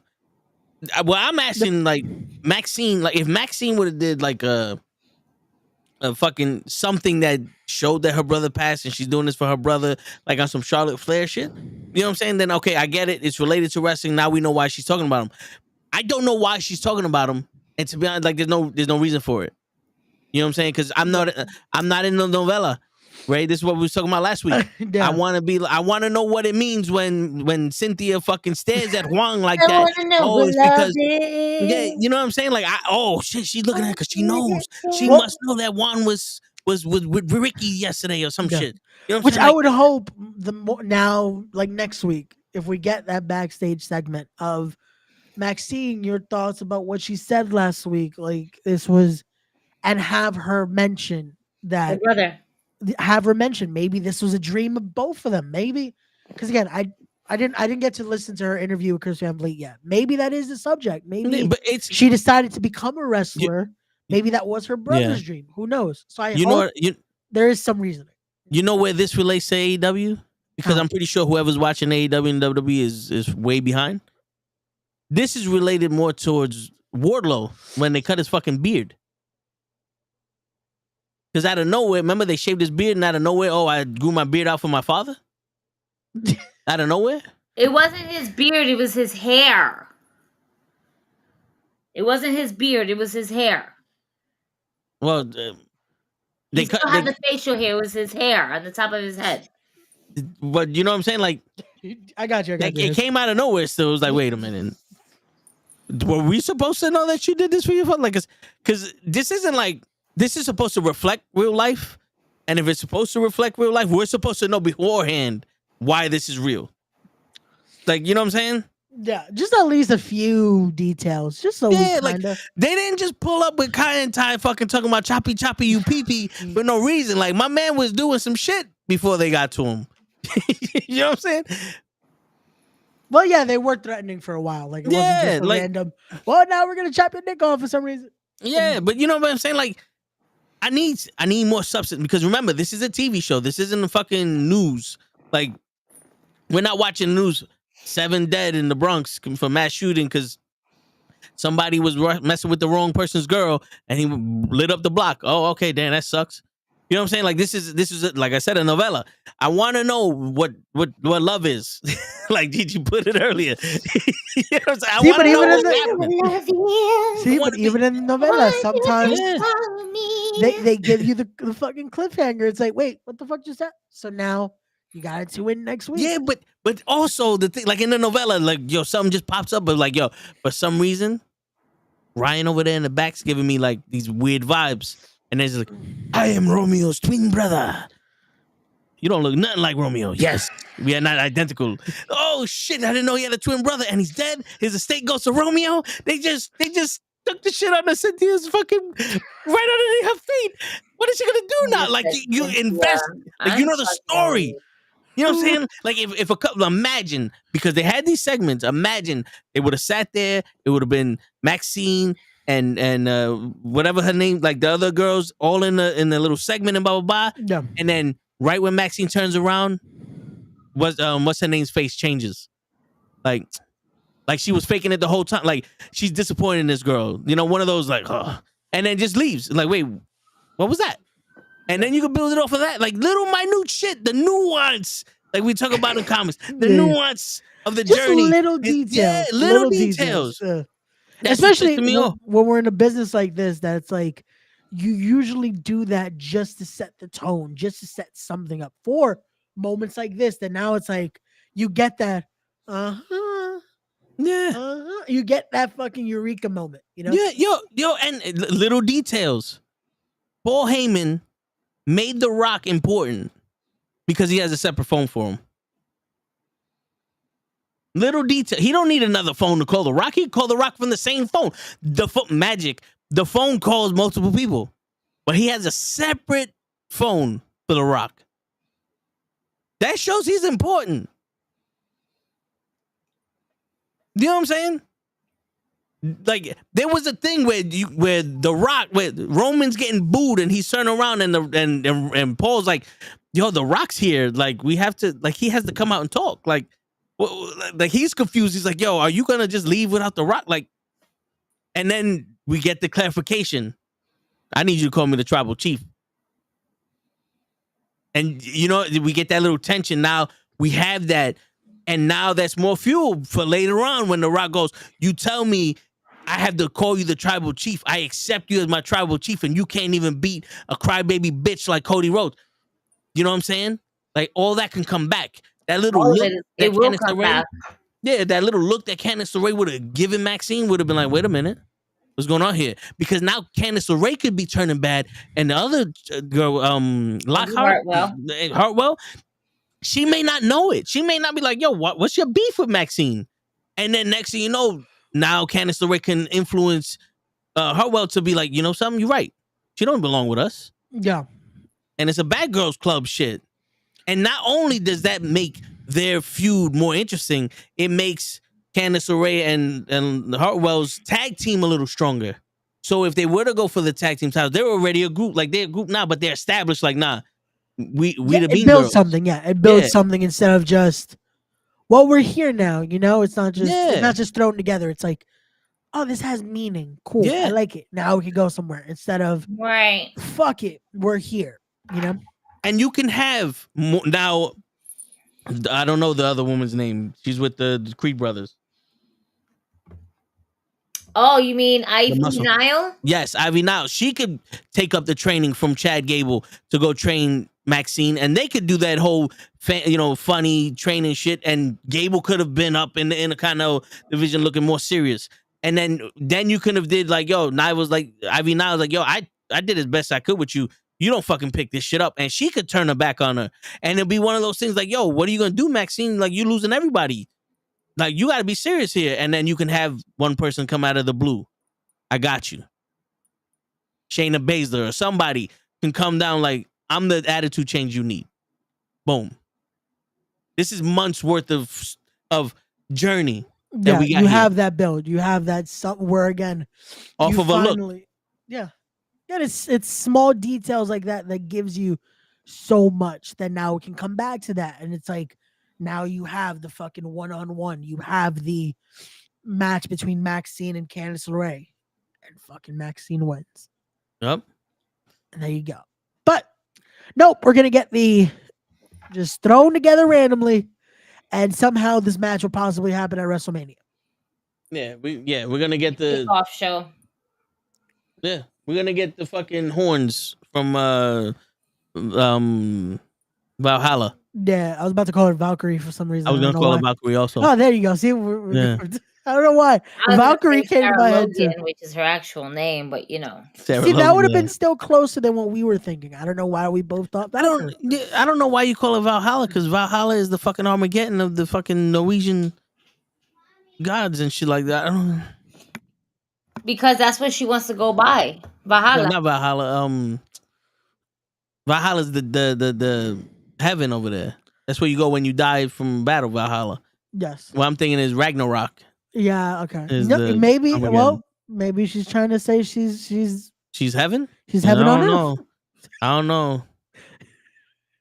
Not with them horns. Not with those feet. You see how dirty those feet be? Yo, for real, son. Like, you don't wear socks ever? The fuck? No, the funny thing is, like, this might be TMI, but I walk around my house fucking barefoot. My feet never look like that. Like, where the fuck do you be walking that your feet just look like that, son? Like, yo, have you never mopped your place before? Like, shit. These kids, man. Apparently, man. But again, It's little things like that of fucking details. Everything is there. Use that momentum. Make compelling professional wrestling. This is all we want. We're already engaged. We are watching. Keep us entertained though. Keep us no, not even entertained. Keep us invested. That's what we want. We want to be able to get invested, because if we can't get invested in the product, what is the point of us watching? You know? Yo, I'm gonna give you a little news flash, right? Yeah. Everyone loves the Attitude Era wrestling. Everyone loves the Attitude Era. Yes. You try to watch Attitude Era Raw. That shit put you to sleep, bro. You think so? If you watch Raw without the nuance of what's going on, and you just watch them like the matches, and there's not really, it's just a random Raw. Be like, man, the headbangers wasn't all that. But the thing was, we were invested in the match. So that match that we're watching now, we don't know what the fuck is going on. It's like, this match ain't shit. But back then, that match, because this dude got fucked up last week by this dude and that dude over here, and they're trying to get the tag team titles, but these guys came in and all other shit. It's like, that makes the cake taste good when you know how to put the ingredients together. True. I could see that. I could, yeah. You know what? The thing is, I got to start rewatching some Attitude Era, because the funny thing is, I watched a few from the Golden Era, that era where you're still getting to see right, not even the Golden Era, it'd be that right in between, right when fucking Doink is still on your TV. Yeah. And that had it though, because they would keep you engaged. Yeah. I saw there was a feud for like 3 weeks leading up to fucking Doink versus the Macho Man. And that shit kept me invested. And I'm like, why the fuck do I care about this feud? Because unbeknownst to wrestling fans nowadays, Doink was actually a good fucking character. Bro, he's fucking great. He was fucking great. The thing was, he also was a great fucking wrestler. Yeah. The problem is people never fucking looked at his work because all they saw was a fucking clown. The thing is, he was a great fucking technical wrestler. If you watch the blow off, you watch wait. Which Doink the Clown? The Doink fuck. The original one? Fuck, what was his name? Hold on. One second. I have to ask, because with Dark Side of the Ring coming out, more than just one Doink. That's why I was like, are we talking about the original one, or are we talking about? Hold on. 1 second. I'm making sure that the hole and then Kane is showing. Yeah. Hey, there you go. And you can get that in Gigi's website. Yes, you can. Absolutely, you sure can. Underneath the Wrestling Inspired. Yeah. Child. With the book bags. No. The fanny packs. And the pencils are coming soon. Number 2. Get all your exams done. I got them. I got the kids. Word. Where is he? I want to say it was Matt Bourne. Yeah, Matt Bourne. From 1990. Yes. Yes, that was the one. Wrestling occasionally, the real. Yep, that was it. Matt Bourne. Oh, Matt Bloom. There you go. That was the one that wrestled Macho Man during that era. But that was a great worker, great character, and again, it made you care about a feud. That it's like, you talking about Matt Osborne? That yeah. Because there's a Ray Apollo and Matt Osborne. No, yeah, Ray Apollo was Matt Bourne, but I think his real name is Osborne. Yeah. So there we go. Yeah. Because Ray Apollo was the other one that, I believe that was the, if I'm not mistaken, unfortunately, the one that they talked about a lot when it came to, He went from 94 to 2010, and then he picked up the gimmick in 2014. Yeah. And again, there's multiple Doinks, but that one, that era, that in between, that you can see, even the heelish run. Brooklyn Brawler was Doink at one point. Yeah, there was a lot of people that played it, man. There was a lot. Even Eugene did it for a bit on the indies. That shit was funny. But yo, Doink is a fucking household name now, but do people see him as a clown? Yeah, man. People see him as a clown. You have a great match with him. And to talk about 2K for a second, you have a great match with him. They use Doink in there. That's like, hey, you're gonna wrestle Doink. He put on a nice match with him. Oh yeah. There you Shit, go. but that's what wrestling is storytelling. It is. It has to. That's the thing that I feel like when people are like, "Oh, Oh, it it's doesn't journey need." telling. We can say story now. We can say story for a second. No. Use the S word. Yeah. It's like the N word, where you can't be calling people nice. I'm sorry. I only use that word on Tuesdays to tell Cap he is too nice. But no, that is what wrestling needs, though. As much as people could say, "Oh, you don't need a story for everything," you do. Wrestling needs story because it needs substance. It can't just be wrestling for wrestling. Sometimes it can be. I don't get me wrong. You could just sometimes be like, "Let's have this fucking match," and it could be a great fucking match. The problem is a lot of times it is the story that keeps you remembering. Because as much as we talk about these great matches, there's usually something there that makes us say why this was a great match. Like when you talk about, as much as everyone loves the Guerrero versus Mysterio match from Halloween Havoc, why do we love it so much? Because there was something to it. Yeah. The story between Ray and Eddie. This Yeah. was the mask versus hair match. This wasn't just a normal and go-to match. And then they put on a hell of a match, a ladder match, and that was for Dominic Mysterio's fucking ownership, like his adoption. Yep. That You know? feud, that whole friendship was a story. Like, Yep. well, no, it wasn't real life friendship, but in wrestling, that was a whole story to it. There was something there. How is that? Well, how is nice racist? Yo, he's just gonna keep flinging that shit like if we ain't got history with that. I can't say nice. Nice is a good word. For who? What? You hear this shit? Are you not? Shit, Loki? So, do you not classify as someone that is nice? You're not a nice don't fucking person. call me nice. Shit. I'm nice. I think. Nah, that's the problem. When these chicks find out you nice, it's over. Might as well just be un pan nublado.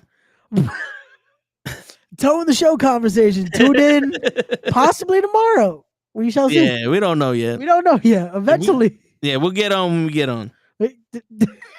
At this rate, possibly see a Sunday night Towing the show episode. Possibly. Right? Shit. But no, again, it's something where if even then they could do it. It shows it can happen. They just need to put in that actual effort with it. Again, they have the players, both companies. This isn't just a WWE thing. This isn't just an AEW thing. This is something where wrestling needs to worry about keeping that engagement, because if not, it affects everything. It affects how the viewer watches wrestling, how the viewer keeps itself into it. But the thing is also, because as much as we can argue about not keeping the momentum, knowing when to finally end it. I think that is when we have to question a few things, is because we've also seen storylines that we're just like, this is still going. Yeah. When is this going to end? Yeah. This doesn't have momentum anymore. Like there's also that. And we've seen a lot of stories like that. We've talked about a lot of stories like that.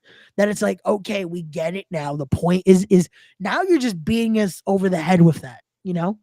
So it's one of those where you have to find that balance of not cutting something too soon, but also not just overplaying it just because, oh, it's working, so let's keep it going. It's like, no, sometimes you have to know when you're in that sweet spot to be able to make it the most profitable, but also to be able to, again, keep that engagement and keep people entertained, but now branch off into something else, you know? No, yeah. You start pulling that bullshit and people are gonna get bored, because like it's like the movies. When we keep seeing the same fucking movie or there's no nuance to things, action ain't gonna save it. You know what I'm saying? Action isn't gonna save the movie that the way you think it is. Like we spoke about The Crow. You know what I'm saying? Yep. There's things that are in this movie or in the original that weren't in this new movie that we need to connect with that. Like we connected with Sammy because he was the lifeline of the bloodline. He made everything funny. Like he was genuinely like, nah, I'm here Like I'm genuinely on your side. Like this is like for real shit here. I'm not fucking around. And people didn't believe him, and then he finally believes it, and then they turn their back on him. And it's like, fuck, he lost his family, and yada yada yada. So it's like, all right, we're invested into this shit. And that's what made that shit so great. We're not invested in the fucking Sammy versus Gunther because Chad Gable has that journey. Chad Gable has that, yo, I almost beat Gunther before. I need this shit. Like I need to know that I'm good enough for to beat, you know, Gunther, and he almost had it and shit like that. You know what I'm saying? Like, so it's us living through Chad Gable. Like, yo, we work hard. We put in, we're not as tall as the wrestlers are supposed to be. We're not as big as the wrestlers are supposed to be, but we're just as fucking good, and if not better than these people. Like, we have something to hang our hat on with Chad Gable. We can go through this journey with him, you know, because remember, they called him Shorty G. They you know, they humiliated him with Otis, and this man has just been thriving and thriving through everything. No. And now this is his chance to get what's coming to him. And this is his breakout. This is really his breakout moment here. Yeah, and the thing is, I don't mind that he lost. It's just that Sami Zayn wasn't an opposing force. If Sami Zayn was an equally opposing force, then okay. But Sami Zayn was, I don't have a match for WrestleMania. Sorry, crybaby. You don't deserve this one. It was just like there was too much going against that. It's like I get that side of it, but it's like, okay, cool. Possibly go do the Battle Royal. You know, like that wasn't something that should take away from I should be the guy to beat Gunther. I can beat him. I am ready. He did this in front of my children. They used the promo. They showed it. It's like, come on, you got us there. You know, we want to see this. We're here. And you just say, nope. Like, we're there. Yeah. We're at the mountain peak. We're like, let's go. We're ready. On second thought, psych. Bro, me and Kenny even said, like, yo, he had the gear. The gear he was wearing on Monday was like, wait, why didn't you save this for Philly? Like, yo, that is the gear for the venue.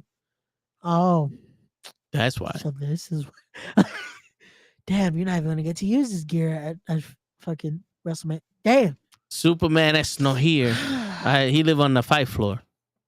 Man, Chad Gable's the next Kurt Angle. Bro, he showed it. He showed it on Monday. The problem is he was supposed to be, but he's not. And that and sucks. It's yeah. Because it's like, bro, he showed it. He had that intensity. He had it. He had it on Monday. They showed it. But, man, like, I don't know. I hope somehow we get a triple threat out of this. I hope somehow they fucking get him in there. I'm pretty sure that they're gonna do it. The problem is he still needs to beat Gunther. This can't be we make it a triple threat so that way Chad Gable can pin Sammy. No. He still needs to pin Gunther. Like, that needs to be how Gunther loses the Intercontinental title. It can't just be Sami Zayn is the reason, you know? Hold on, give me a second. My dog is fucking barking. Yeah, all good, bro. All good.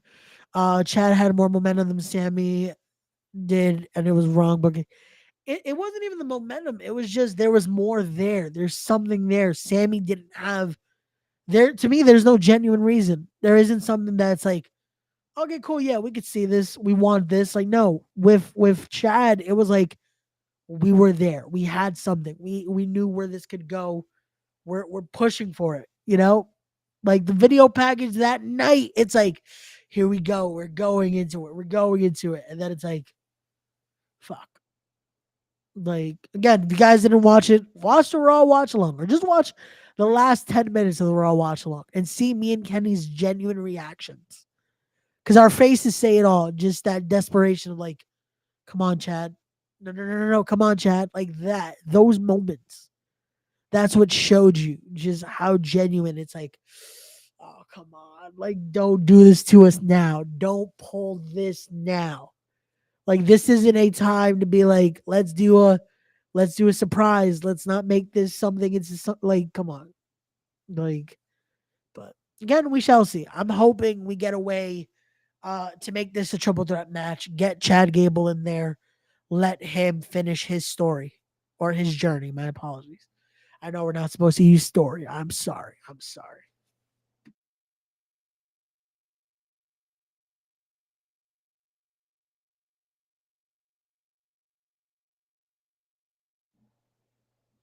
But what if Chad turns heel the Monday following night after Mania and attacks Sammy if Sammy wins the IC title? I don't feel like it gives the moment anymore though. If it's just a heel turn, like if they would have done the heel turn possibly on Monday, on the Monday right after he lost, Chad Gable goes nuts. He just starts going into this lunatic anger of like, it should have been me. This was my opportunity, something like that. It then gives us another window of how he can get into the match. But him turning heel afterward, there's no moment there.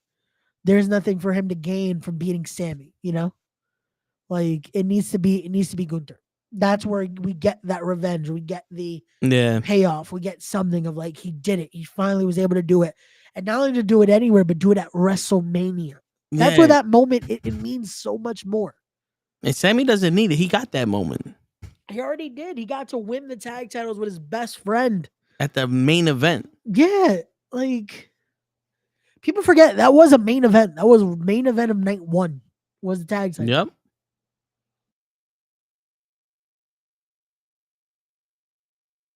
You motherfuckers. But listen, man. This might be the way that they do shit now. They throw shit in your face and then they fucking give you what you want later, thinking that that's better. You know, it's like that whole I'm gonna act like I'm gonna propose, and then when we're at the fancy restaurant, we don't propose, but when we're at home and you're already disappointed, here goes the ring. But that gets old quick. You know what I'm saying? My bad. I muted the wrong. Yeah. No, yeah, it definitely does. It definitely gets old quick. But again, it's we have to see where this goes now. Now I think Damian cashes in on Cody. I've been saying that for the longest now. Toe has been here. He heard me when I first said this. Before it was even an idea. Before the IWC put the idea out there. I've been saying it for a minute now. If you want to get this guy heat, if you want to make the next biggest heel, you have Damian Priest cash in. And now that he's gonna be losing those tag titles, this is your moment. This is what you do. You have him end the story. The story has its. We finished the story, and in the same second, it all comes down crashing. London Bridge style. Yep. Just motherfucker be on some. Oh, you went to Wembley? We didn't need to go to Wembley. We had London Bridge here. So there you go. But we shall see. We shall see what happens. As we get closer. Once we have, I would assume the full card, we'll finally do a breakdown here. And we'll let you guys know what we think and what we think is gonna happen between those two nights. Because there's a lot of wrestling now. I do like that though. As we're starting to see, they are gonna give us a lot more wrestling than just substance in 2 nights. So I hope so. Because we don't need Shane McMahon tearing his leg again. I'm not for Snoop Dogg every 20 minutes coming out with the Miz. Yeah, like it was cool that one time, but yo, let's keep it funky. WrestleMania, yeah, there's celebrities in there, and you know we it's not like we can't do without the celebrities. But let's keep WrestleMania the showcase of the immortals. You know, the place that people go there to be immortalized in the history of wrestling. No.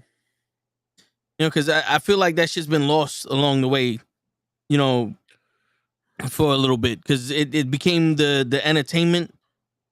And it's like, yeah, it's entertaining, but we're not really benefiting from it. Like, no one's really becoming the guy. Yeah, People are staying the guy, but they're not. but no one's becoming the guy. Like, Sami Zayn and Kevin Owens beat the Usos in the main event of Night One of WrestleMania. For the journey we was put on, it was glorious.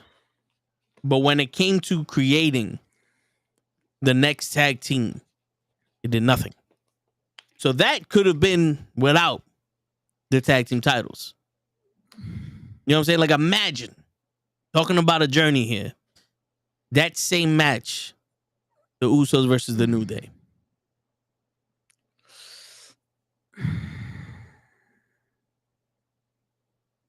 I'm just saying. Now, the New Day are the best tag team in the world. Not just two people that they put together. Yeah.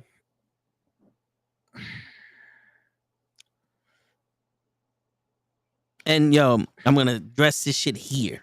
Here we go. He's addressing it. Hot take number 4 of the night. We don't need the Hardy Boys in the tag team match. We don't need the Hardy Boys in the tag team ladder match. I would rather the fucking Dudley Boys in the fucking tag team ladder match. I would rather Edge and Christian in the fucking tag team ladder match. Well, we could possibly see the Dudley show up. You never know.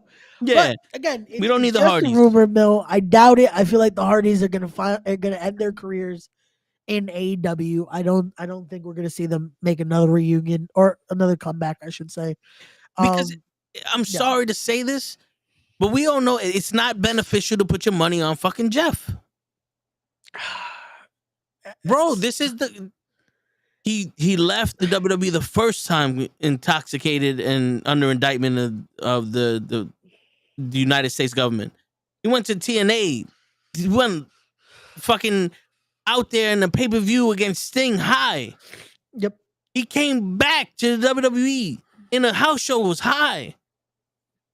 Went to AEW and he failed drug tests. Like, he had to go to rehab in every fucking organization he's been on. Not the indies, in live on TV. This man cannot control his demons. And that's a subject for a different story, but I'm just saying, for right now, to put your money on this man, it doesn't matter how much of a pop he gets. Everybody loves him, yeah. But to me, it would not be worth it. Yeah. No, I agree. Again, it sucks. It's sad to see. But again, that is just a rumor mill thing here. Again, we could possibly just see no surprise entrant. We're just going to get New Day, Awesome Truth, Street Profits, just teams we already know. Yeah. Could possibly be. GOD in the tag. Is Tonga Loa a free agent, though? I know Tama Tonga is. Tama Tonga did his goodbye. He did his swan song to New Japan. I don't know if his brother is a free agent. If he is, that would be cool to see GOD in there. Tonga who? Tonga Loa. Loa? Loa, yeah. LOA. LOAO? Nope, just LOA.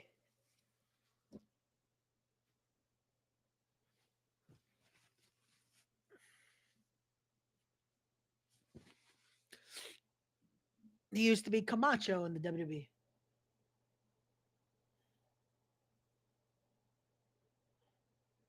Camacho? Yeah, he used to be Camacho. Remember when NuKKle used to be a thing? Yeah. His muscle was Tangaloa, aka Camacho. Oh shit. Yep. They used to ride those cholo bikes. I remember that, yeah. And I always wondered what the fuck happened to him, but then now we figured it out. Yep. That was him.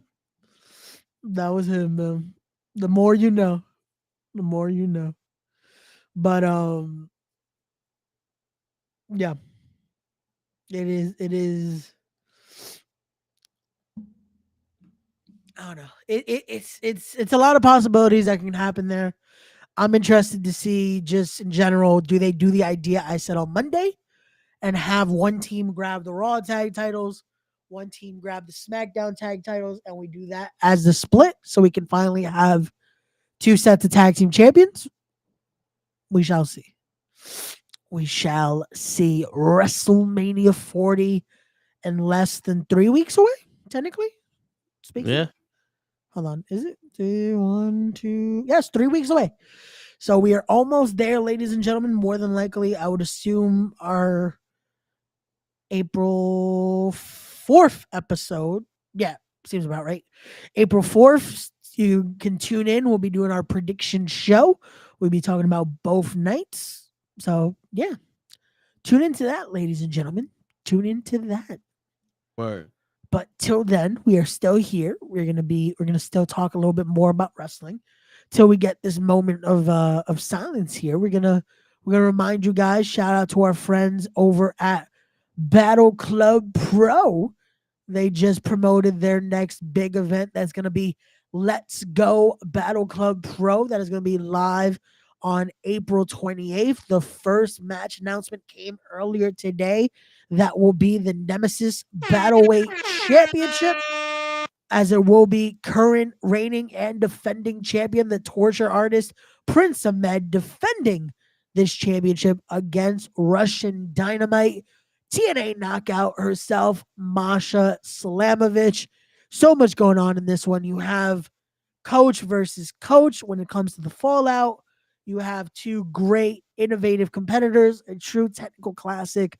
I can't wait for this one. And I can't wait to, as it's been announced here, I can't wait to call that match, because I will be getting to call that match in Espanol. Yep, he's doing double duty. He's gonna call the match live in Spanish, and then he's gonna simulcast it in Russian. I don't speak Russian. Don't tell nobody now. It's the wrong time to bring that shit up, Ray. I was only hired to do it in Spanish. I don't wait, what? Well, you better learn quick. Well, shit. I guess I have a month. These are the terms that were discussed. I didn't discuss those terms. Who did the talking? I was there. Ah, shit. But no, yeah, that's gonna be a great show.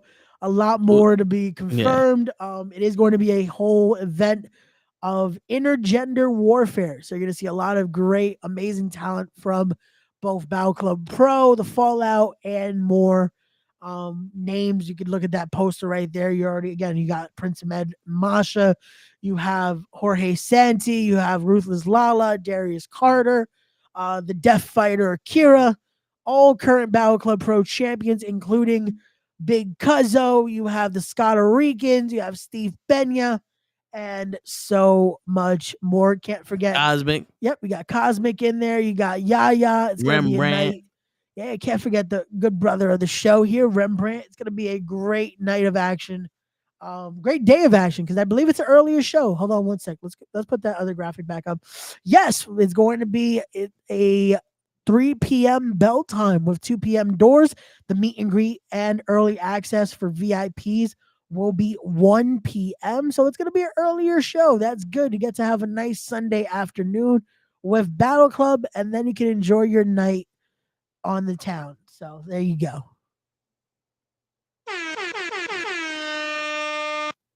That's right. And Ray is going to be announcing in Española and in Espan Russian. No, just Espanol. Russian. Just Espanol. Russian. 9999910.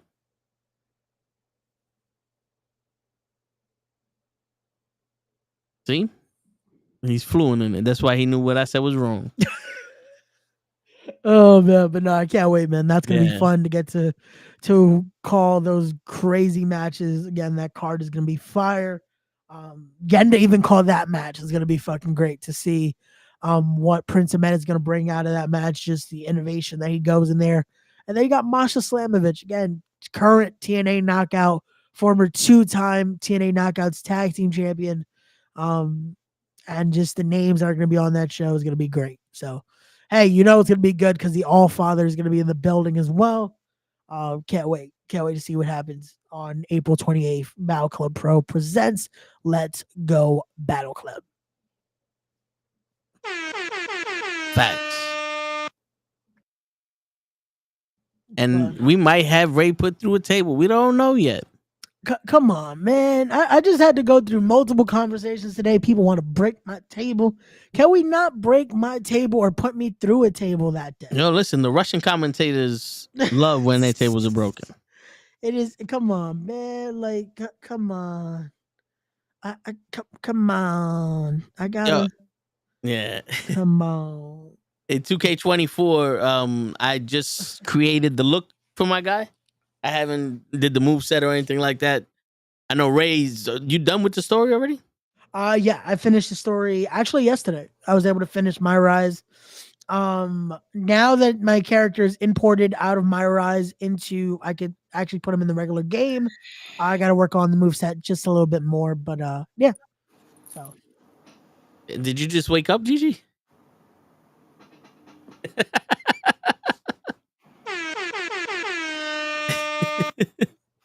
Gigi took the quickest, just 5-minute nap. Word. Now it's like, we're back.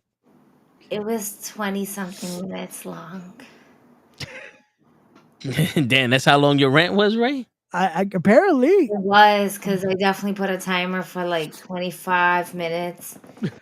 Because I have to put down an 8-year-old as she's putting me down at the same time.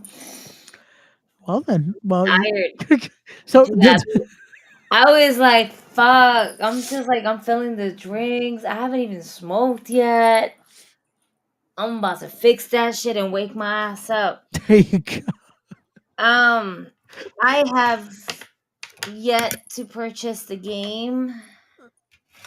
I would get it on Xbox because I don't have a PlayStation.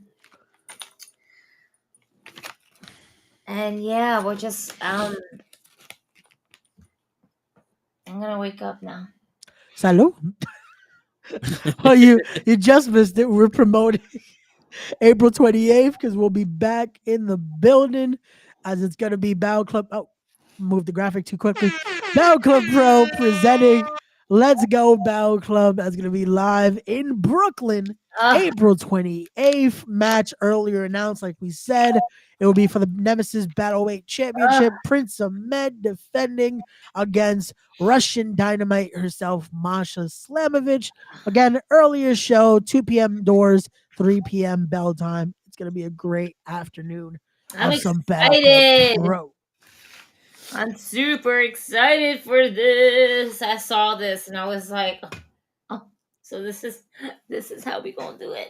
Yeah. This is what y'all doing to me. The conversations that Kenny and I were having in the group chat of like, what are we gonna do? Who are we gonna be with? Who are we gonna spell? You best believe that the NuKKle Network, Gigi for the win, and Kenny from the Call Up Podcast are all going to be sponsors for this amazing event. Facts. Because Battle Club Pro always has like a special soft part of our hearts. They are absolutely amazing. The matchup, guys, you have no idea what this card is. We got a little sneak peek. We got a little sneaky peek of what the matchups could be like. But of course, card is subject to change based on availability and everything like that. But the card, I'm not here to give up any names. Who's going against who's gonna be there, because there's a lot of people that I'm sure that none of y'all would honestly think that was gonna be there. Yep. So and we're very excited. Ray's gonna do the color commentary for Russia, and we're gonna put him through the Russian announce table. Yes. I will be doing Spanish commentary, not Russian commentary. My job. You're doing both.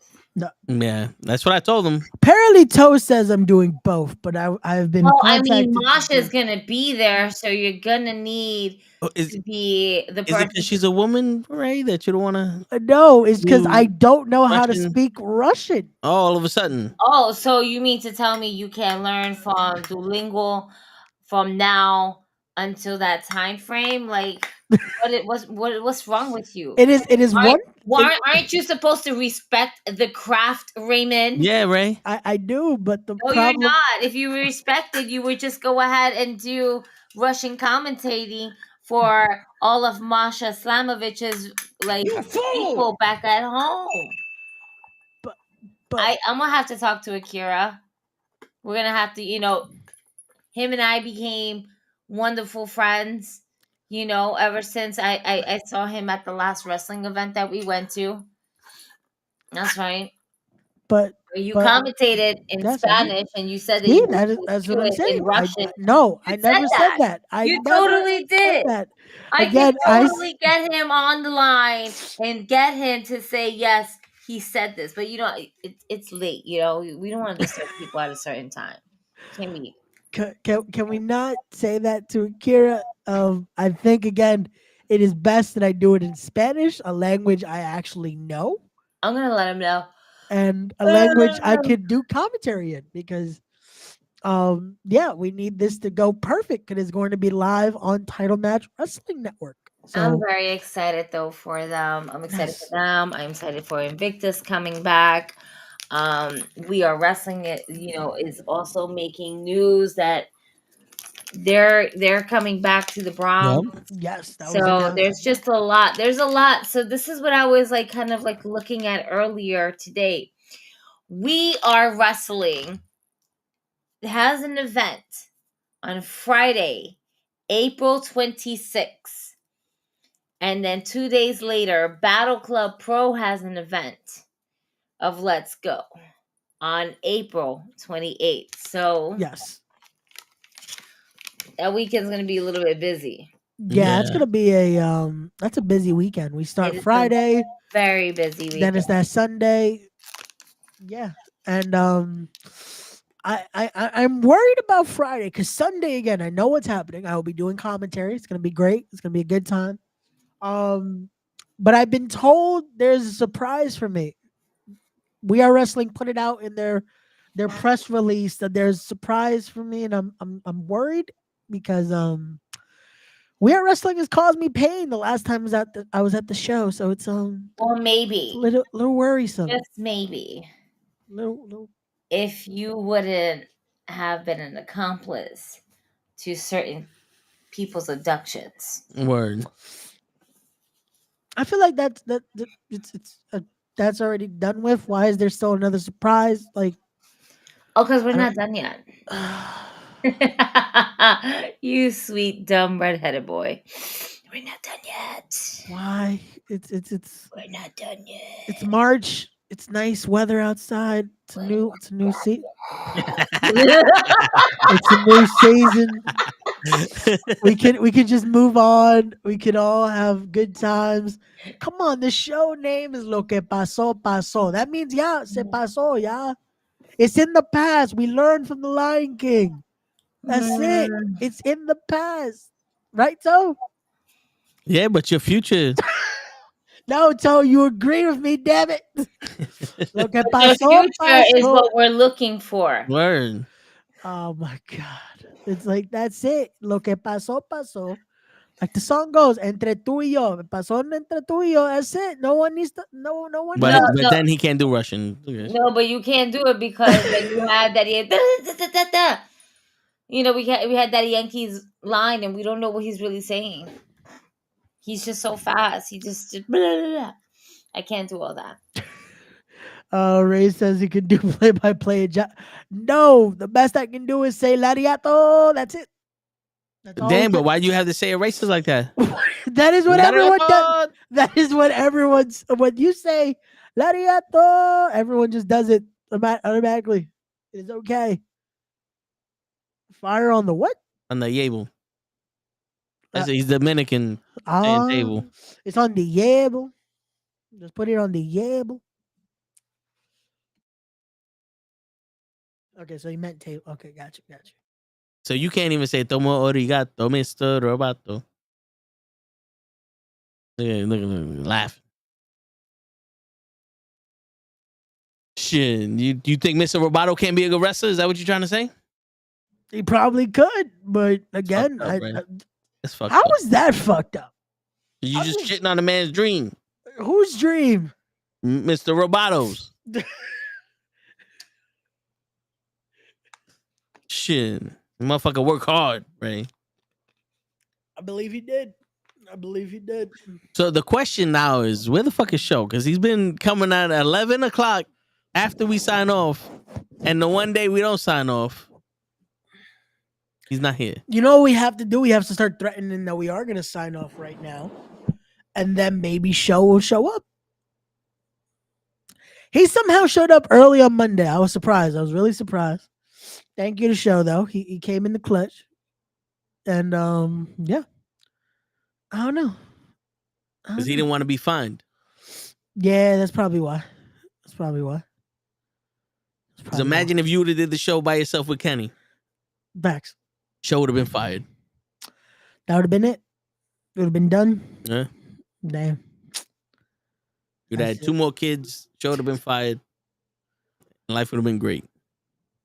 He's like Fox. He keeps doing X-Men movies. He owns the right. Damn. Oh shit, that's great. The table is calling you, Ray. No, it is not. Let them know. Let the table know I have changed my number. Yeah, no. Okay, no. So since Ray doesn't want to do Russian commentary and he's afraid of tables, let's get to the nitty and gritty. Okay. Nia Jax put Becky Lynch through a table. You like that segue right there, Ray? There you go. That's Nice segue into that. See that? Uh-huh. So what do we see happening with Nia Jax and Becky and Rhea Ripley? 3 weeks away. I don't know. Do we get a triple threat match?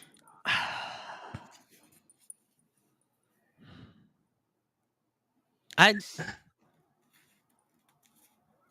don't think so. I think we might get Becky versus Nia Jax Again. a week or 2 weeks before WrestleMania, but it'd be like a cage match or a stipulation match just to solidify Becky as the number 1 contender, just to keep Rhea Ripley off TV or in those little segments where she can fuck with the Judgment Day or whatever. Yeah.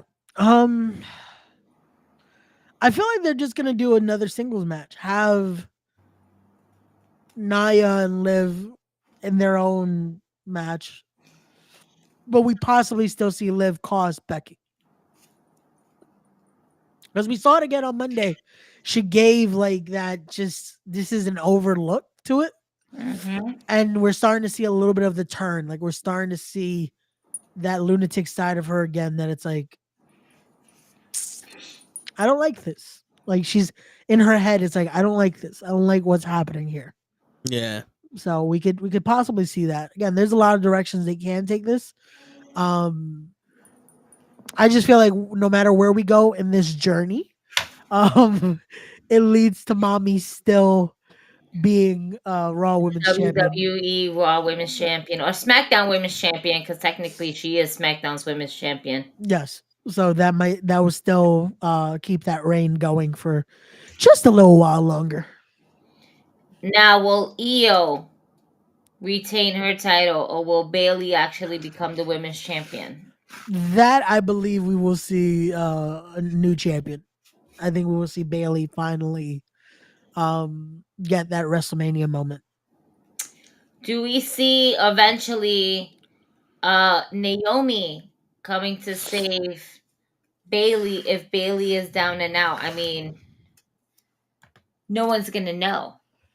No one's gonna know. They're gonna know. They're not gonna know. Well, so from what I've seen a little bit, Bianca and Naomi were talking about Bayley, and she's like, she made her bet, she lies in it. Like, you wasn't here, that's why you don't know.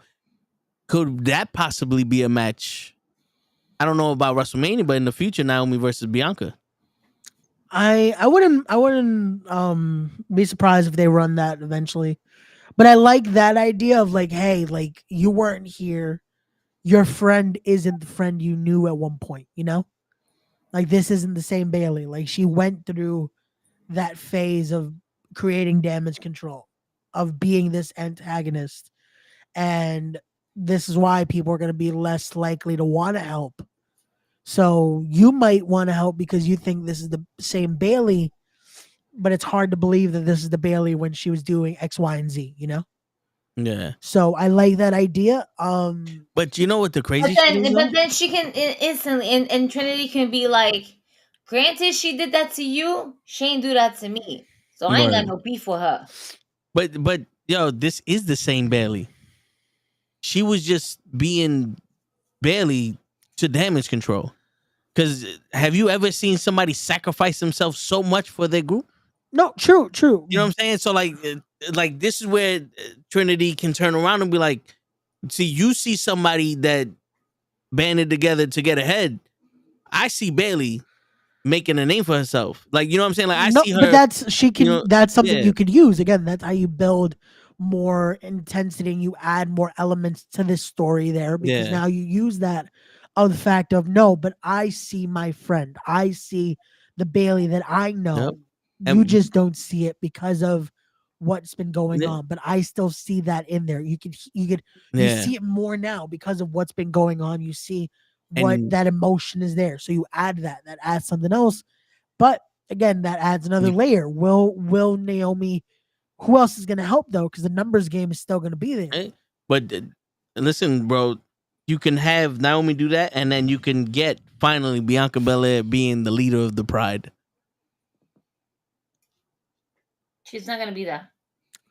That would still only be 3. Who else is helping? I don't think the Street we switched subjects. That's in the past. We're switching. We're talking about Bianca Belair taking over the Pride. She will be the new mommy. No, because they're trying to make B-Fab into that, and that's not even working. You want to make Montez Ford a bad guy? Make Bianca Belair a bad guy. That I'm not gonna lie, that could have just been the easiest move. Yep. But we have to use B-Fab somehow, and I get it though. They didn't want to just do the easy route of, well, Bianca goes there too. Like, or like, I think would have been even easier is if they would have actually used them as a dominant group. Here's my thing. I don't think they're ready to have Bianca Belair as a heel at this very moment. They want to change her, but because she is probably one of the strongest, or women that to sell merchandise and stuff like that. Like, she is the female John Cena right now. You know what I mean? The never give up. Yeah. Oh, girl, that's the goody two shoes person. Oh my God! When she turns heel, I guess it get real out here. then that's when it's gonna happen. It's so I don't know. that now leads us to that situation again.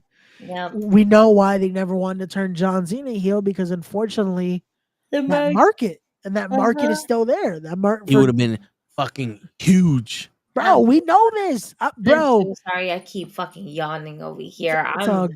She's tired of your John Cena shit, right? I know. I am. Now they're saying I am. Damn, that's fucked up. I just mentioned John Cena. She's tired of the S word, the N word, and John Cena being a heel. Wait, what's the N word? So apparently I can't say the word nice because I called Cap too nice on Tuesday. So nice is no longer allowed apparently on the podcast.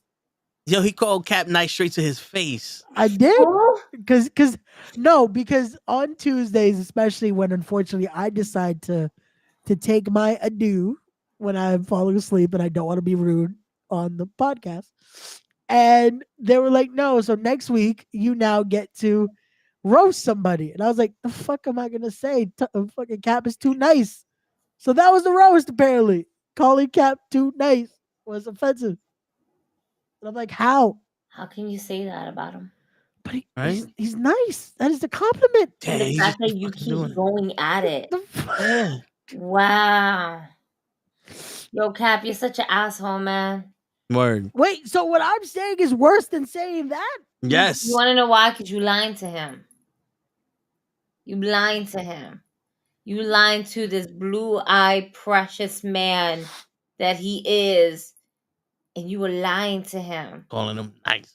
Calling him nice. Giving him false hope. Is it a baby duck? Nice. I thought he was nice. You go thinking again. God damn it, Ray. We had this discussion about you thinking. You see? You just don't listen now. Yep. Now the internship's got to last even longer.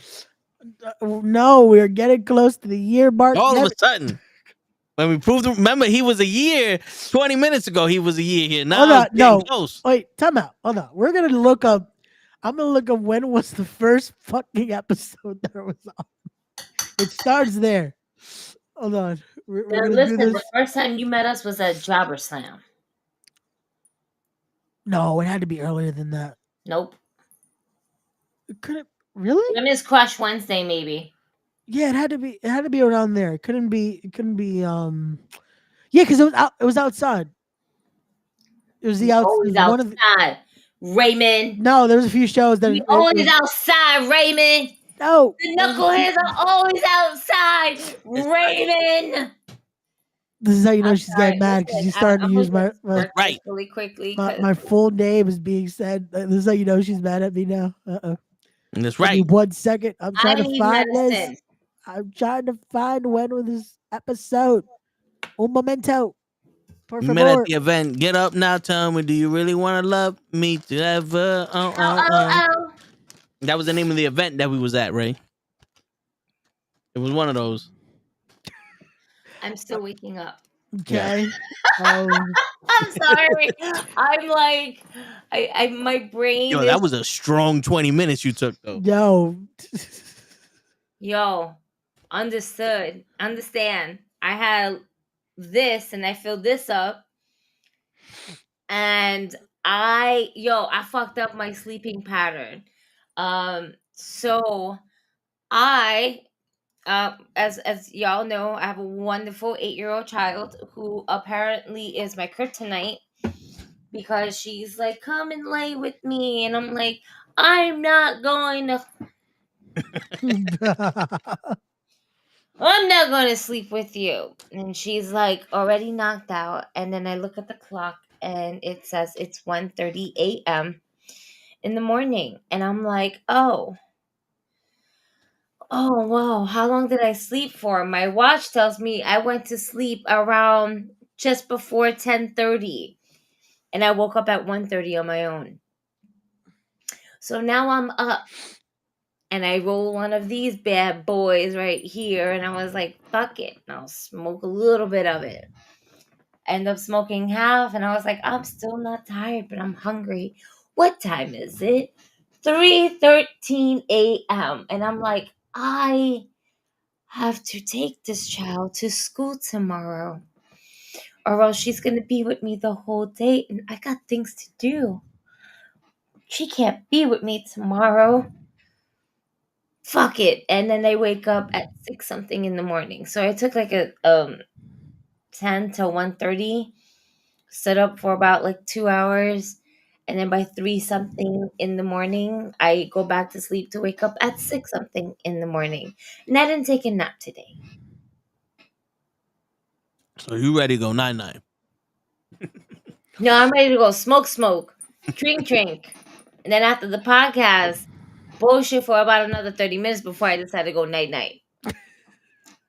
Because that 20-something minute nap just fucked me up right now. And I'm just like, I'm in the clouds, la la la la, and I didn't snow. I hear you. Shit, I'm in the opposite. Yesterday, I went to, after we did the sports podcast, I did the 6-hour defensive driving course so I could lower my insurance. And I forgot how long 6 hours was. So I didn't go to sleep until 7 o'clock this morning. I was like, this is the wrong math. Then I went to sleep and I woke up at 2. You totally fucked up. Yeah. You totally fucked that up. Yeah, I didn't want to do it. In my head, I was like, I didn't want to do it in the morning. I didn't want to take my day. So I'm going to take my whole night and waste my whole day sleeping. Either way, I still fucked that up. Jesus. I'm good. I'm here. I'm alive. Fucking Ray. My lungs are getting fixed right now for this. Word. All right. How am I getting blamed? What I do now? Since I know you know a guy, I give him $40. He'd have printed me the receipt and we would have been all right. Wait, what? You from Brooklyn, Ray? You know everybody. Okay. I guess I do somehow. Somehow I know everybody. You see Okay, how so- he answered like that? I guess I do. Yeah, because you do know. You Go don't wanna ahead, Ray. incriminate yourself. Let's So- move forward. So I did meet you guys. It was Welcome to New York. That was the It show was last. Welcome to New York. That It was the show after last Women's Crush January. Wednesday. No, it was the show in January. That's where I met you guys. So it wasn't after Women's Crush Wednesday. No, it was before. It was before that. Yeah. It was before. That's when you started watching us, so. But I met you guys at that show. I didn't start with you guys till I just found it here. November. That would be, No, Women's Crush Wednesday. And then because their next event wasn't until April. Yeah. And I just Oh, found no, March. It was March and then April. Or they had 2 events in March. Something like that. no. It was November. This Oh, last November was the last time.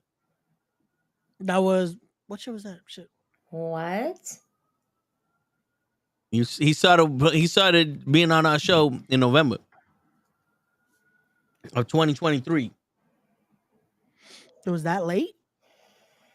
I feel like it. No, there's no way. This nigga said he feels Feels like like- he's feels like not even going by Yeah. facts. It's like Where's your it feels like 1-800 facts now, asshole? yeah, we just threw away all the facts. Like, nope. I feel Nah, like word. He just throws out the facts. I don't even see the number anywhere. Where's No, the but- number? so. So my Your lawyer said you My can't be bubbler. doing dumb shit like that because you gonna get arrested. Where- We no, know. my bubbler shoots up water and it crumpled up the facts.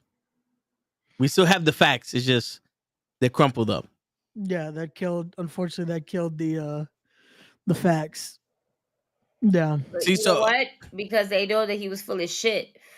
That's why they were like when 9 Toe goes months, to Ray. sleep, when Toe goes to sleep, they splash their tail on the sign. Yeah. Like, fuck your facts. They would Word. try to Yep. like shoot their shit, but their shit just like, it drags in the water. Yo, Ray, No. you've been with us for 9 months. Yeah, Yes. I just saw the raw. first episode you were on actually has Respect the Craft, episode 120. And that was 9 months ago. Damn. You want some fucking facts, Ray? You want some fucking facts, Ray? That was right before Do the Fight thing. See? There you go. Told you, Do the Fight thing was that double event that they held that month. Yeah. Yeah, because that was right. Was it before or was it after? Do the Fight thing was right after Women's Women's Crush Crush. Wednesday. Yeah. It was like 2 weeks after. Yeah, because yeah, I remember because one of those was really cold and then the next one was like perfect. Yeah, I remember that. Mhm. Yeah, that was when Pena wrestled Simon Gotch. Yes. Right. And we were all still outside. And then that night we were fucking cold. Yeah, it was cold. It was a really cold night. I remember that we had to go get the bottle. I remember. Yeah, my you guys match had was to opening run. match. I You had to guys run. had to I ran. Yep. I outran Kofi Weaston. Okay. And Kenny. And 'cause Kenny was- Kenny. And Kenny. Yo, I fucking ran like a bat out of hell. And I was Yo. like, these assholes made me walk 50,000 miles.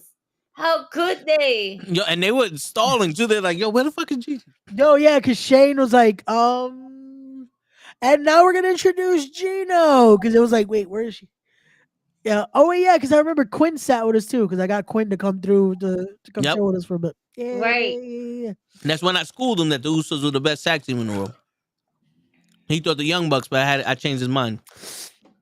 I think he still thinks the Young Bucks though. Yeah. He's been trained by the press. In real life. He remembers me now as Yeah. Lita. I'm okay with that. Word. Because I'm not really actually Lita, okay? Let's not think about all these videos and clips of Lita cheating on Matt Hardy and making her into an ultimate huge hoe. You know, it's funny because every time you think of Lita, you just think of that big ass cutoff shirt that she had. when all you saw was her entire chest. She was wearing a vest that just buttoned up on the bottom with Edge right before the live sex show. Yep. I'm just saying. I don't remind him of that Lita. No. It's much earlier days. Yeah. Disrespectful, The Ray. Why am I SA Rio. Thank you, Mr. Lita. Loki. Why am I disrespectful? Damn. Because you don't know your shit, son. All right. Word. Listen. We're moving forward. What haven't we spoken about? What hasn't been? There hasn't been a crazy news reporting. Everything's been kind of quiet. Oh, I guess we could bring this up. Brock Lesnar is now officially on the WWE roster on WWE.com. And it's been rumors and talks that we're trying to bring him back into the fold. Now, the last time we know anything that has to do with Brock Lesnar, although his name was never mentioned, has to deal with the whole sexual harassment case built around Vince McMahon. Yep. Although his name was never mentioned, it was mentioned in a paragraph where a returning UFC and, WWE champion is planning on making a comeback. And during that time, Brock Lesnar was the only one that was making a comeback. And a lot of people were putting 2 and 2 together. However, you are innocent until proven guilty, even though some of the facts that we see, I mean, either A, they could be facts or it could be fabrication. Yeah, it's a lot of just, unfortunately, till it happens, it is hearsay. The thing that now people are trying to say is he was never technically removed from the roster page, but I feel like But he people was, say because we didn't we make a big deal? I Or think is it, more you know than what it is? that. There was a lot of things that was happening. They removed him from the game, like he wasn't a playable. The merch. That was Yeah. instant. Like that they were making very quick. It was like, no, he's being taken out of the game. The game, the posters, No. the merch. So my thing is this: was that an oversight? Did no one notice he was never taking off that, but we just assumed how he was being taken off of everything else?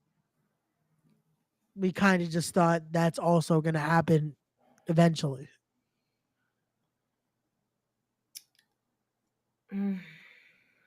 No, because they're adding new pictures.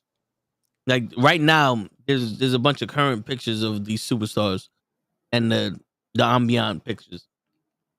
Before, what's going on, Global? Before, remember when we was like, yo, they still got this girl with the old belt. They didn't update her with the new belts. Yeah. I could have seen that. But Brock, the first thing they do is take them off the fucking superstars list. Yeah. They did that with Hogan. Oh yeah, they did that instantly with Hogan. Yeah, right now they put Brock between a mommy and a Braun. Yeah. A breaker with 3 Ks.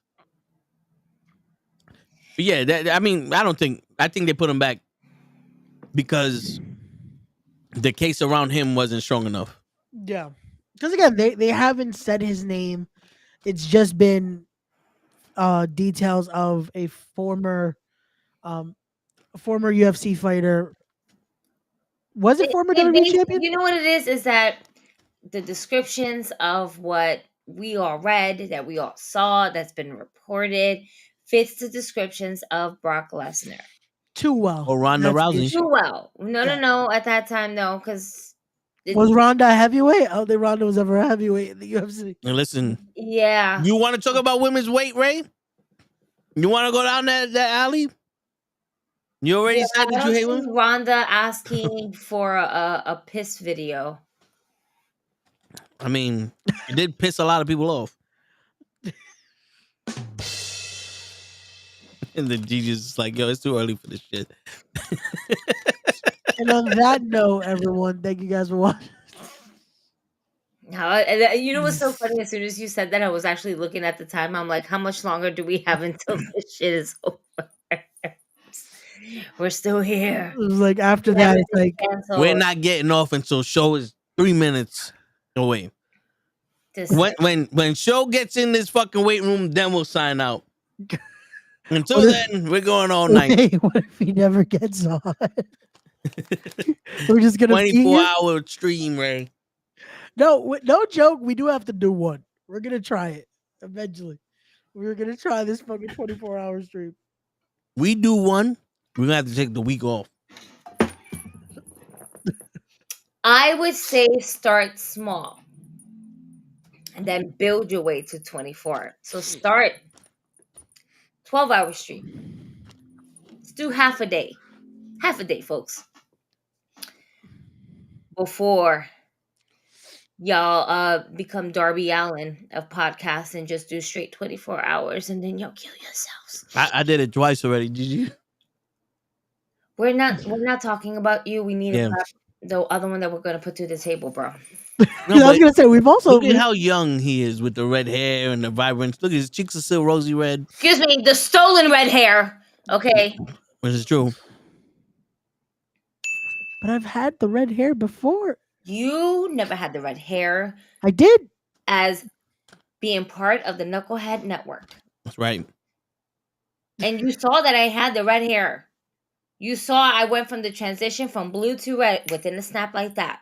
Okay? Mm-hmm. I did the whole video for it too. That's where the snap came in. All right. She did red, blue, then back to red. I saw. I did blue once. I was not a fan of blue. I just started with red, and then I said, "Hey, with blue." Yeah. Yep. I did blue once. It did not work out for me, so I'll go back to red. You're just stealing all your colors. Yeah, no. I seen you in blue. I don't like you in blue either. No, it doesn't work. The red works. Red works. Red works, but red is mine.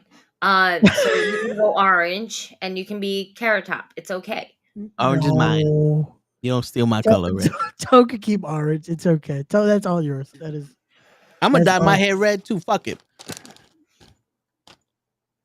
Me and Ray would look good with you.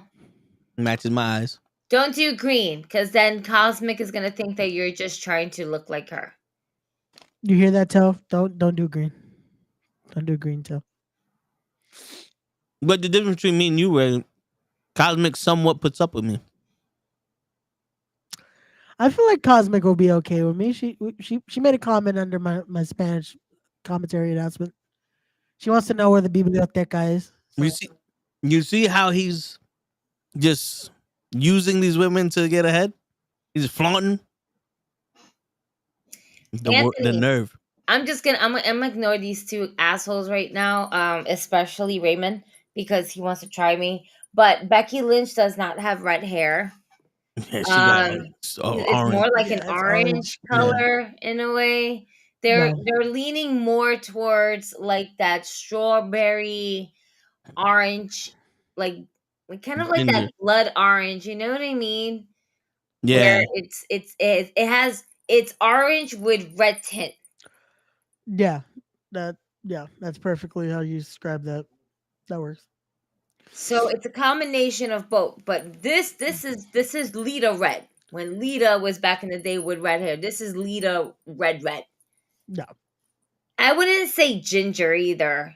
Ginger is orange with blonde tones, yellow tones. Yeah, it's almost like that. Kind of like you did a bad bleach job, almost like how it really looks that orangey, but yeah. Like Alba Fire has your type of red. Yes. Yeah. Yeah, I will agree. Alba Fire has like my tone of red. Yeah. Yeah, Becky has like an orangish. Yeah, it's definitely a lot more orangey tint to hers. So like I said, she has orange with, well, in the very main pic it's a combination of blonde and red undertones. Yeah, kind of like a fire. Right. And that's just because of that particular promo picture that she has, where she comes out in the regular. Nowadays, it just literally looks like right there, orange with red undertones. Yeah, kind of like a brunette, like a very light brunette. Yeah. That's what you call him, Ray. Call who? You should have heard what he was calling him before. I didn't say anything. What the hell? Why am I getting thrown But under then the here you go. This, Yeah. this is. Yeah. I can do her cosplay. I just thought about it. Yeah, you There can. you go. Oh, And- that's not that hard to do her cosplay. Yeah. Oh shit! Ray, you want to know what you look like with red hair? What do I Oh look like? shit! Let me know, Toe. Let me know. This is what you look like with Oh, red hair. you got fucked out of here.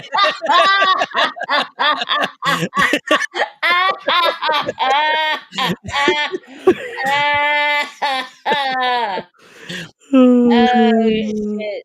Oh shit! That's great. That's amazing. That is fucked up, Toe. Damn. That's so fucked up. That is fucked up. You should have stuck with the white. Just because we have the same haircut, damn. That's fucked up. You should have stuck with the white. I like my silver hair, yes, but I like red.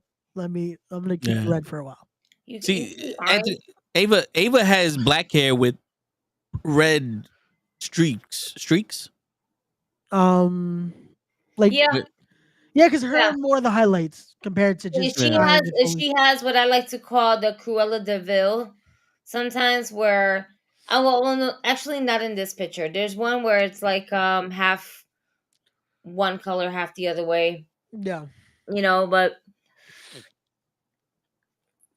Ava is black hair with with like red. They're not highlights per se, but she definitely has like red. Like Seth Rollins when he had that little streak of blonde. Yeah. Well, even Seth did the half and half at one point. That was cool. Yeah. That I wish I had longer hair because I probably would do something like that. Do the fucking. Oh, so you wouldn't have longer hair like me? Yeah. So See, you thought that if you had longer hair, you was gonna do your hair red, and you was still gonna look like me and try to steal my look. Yep, that's exactly what he said. That's exactly what he said. Right? Yeah. The nerve of this man. Unbelievable. And you have the audacity to say things like that. And my birthday is in the next 18 minutes. The insult that you are bestowing upon me of an era, of a decade. I am ending a decade.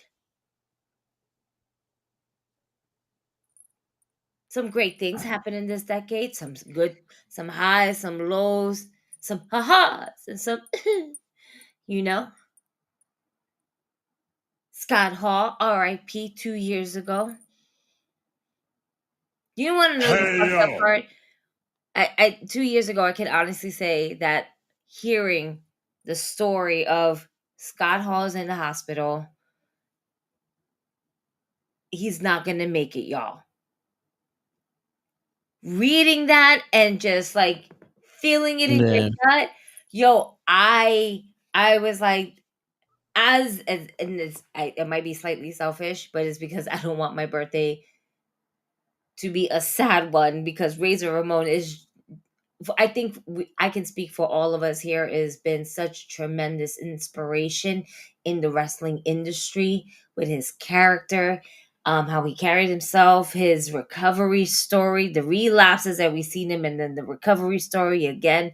We went on a journey with him. Yeah, that we definitely did with Scott. Like, there's a lot of just ups and downs and just seeing, again, true legend.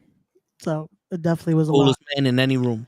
And so my selfish ass, right, was like, please God, if this is it, don't let it be on my birthday. It could be the day before, the day after, the week after. I don't even want you to die. Kick out just like Ric Flair did. That's why I always say, if you're gonna kick out like Ric Flair, man.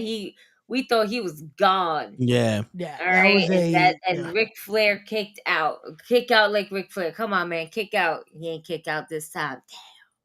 Damn. The year is hard enough as it is without some tragedy happening on your birthday. You know, Facts. we don't. And I legit cried. Yeah. I was like, fuck. Damn. And then the meeting of Scott Hall, Kevin Nash trying to do the too sweet on Riley. And I'm just talking to Scott Hall about the original NWO shirts. Yeah. Dope ass moment. R.I.P. Gone but never forgotten. And one of the greatest Hall of Fame speeches that has ever hit this wrestling fucking anniversary and shit like that. Did Eddie die on your birthday, Gigi? No, Eddie did not die on my birthday. No. But I do share a birthday with the Iron Sheik, R.I.P., and MJF, so that's pretty fucking cool. Hey, there you go. Nice. I like it. He's my asshole. Love this guy. I need him back. Yo, there's a couple wrestlers we need back overall in the industry. Facts.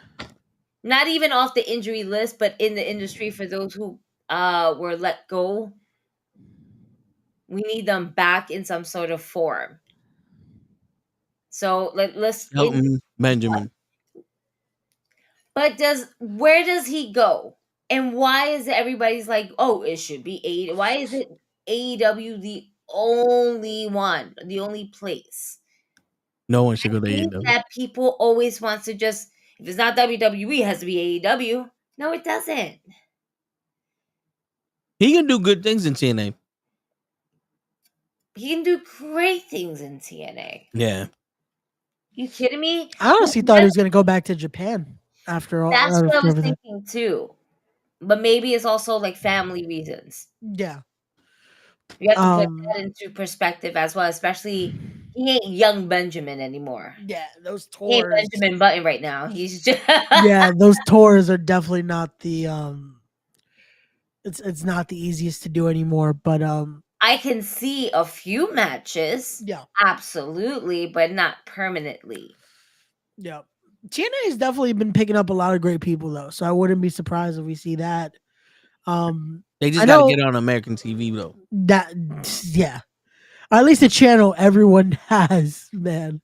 Like, just please, something better. I mean, I get it. And I also realized I get WoW, Women's of Wrestling. Oh, nice. Like, I was bored one day and I was like, I wonder if they have it. Ah, I never knew this. And that's on the CW, right? Was that Globe? Wait, one more time?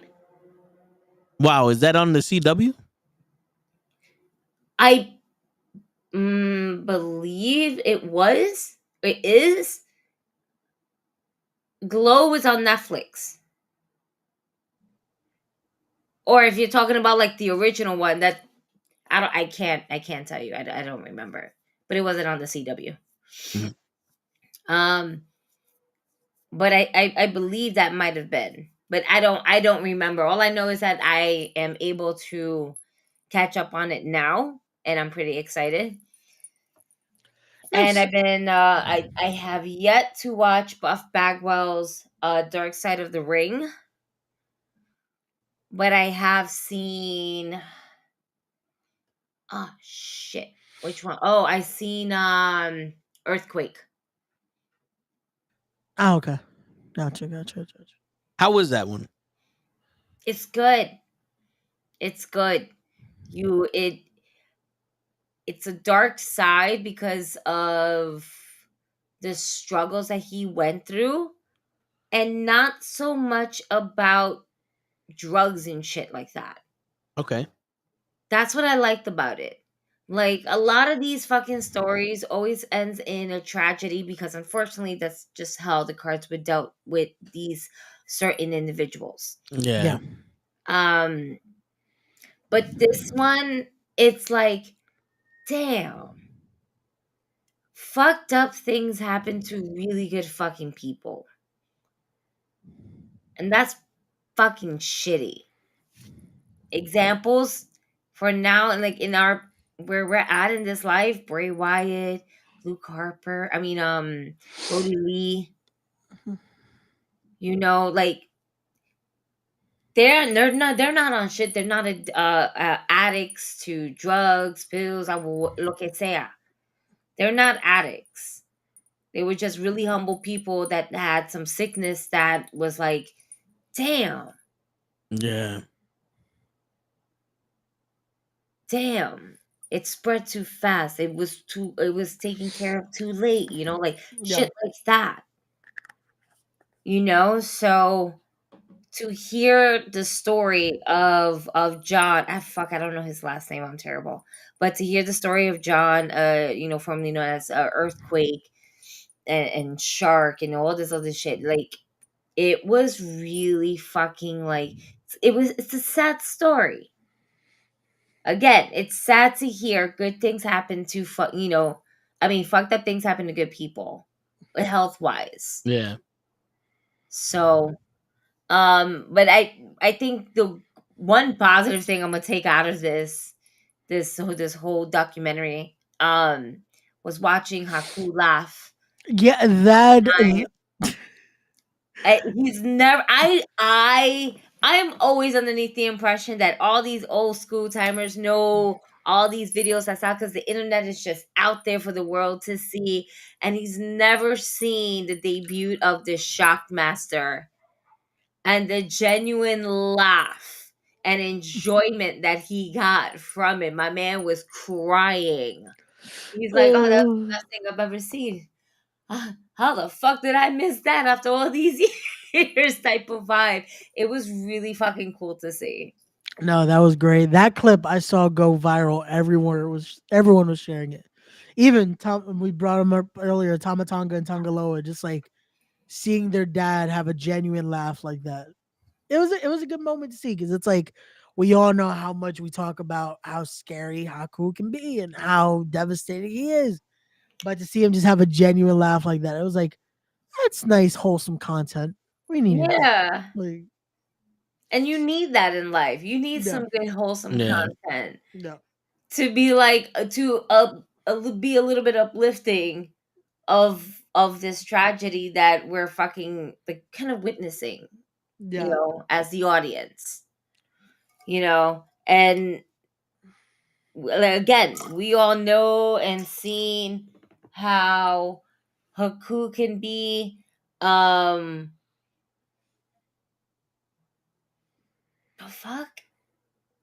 I'm sorry, someone is calling me, and I'm like, are you trying to call me to wish me a happy early birthday? Girl, like, you still got 8 minutes, but I haven't heard from you in a minute. Words. I'll get back to you. Text me, boo. And if you're watching me, thanks. I'm sorry. You gotta do the Jackie Chan in Rush Hour. You're wasting our film. We're working right now. Like,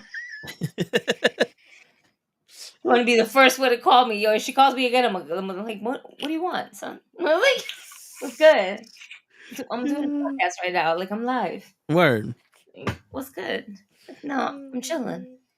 Yeah. Anyway, again, really good, feel good moment. Yeah. And I think I genuinely like really enjoy that overall. Gotcha. I gotta check that out. Mm-hmm.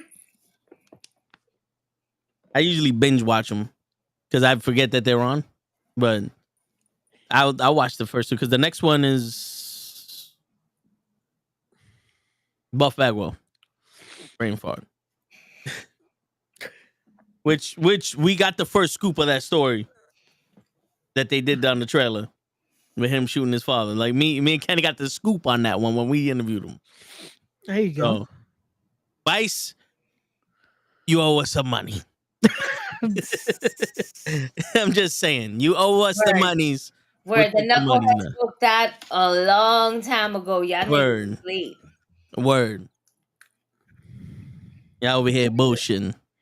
Super late. All right, so Anthony wants to know, are you guys surprised that Jeff basically survived this long? To be honest with you, no, I'm not.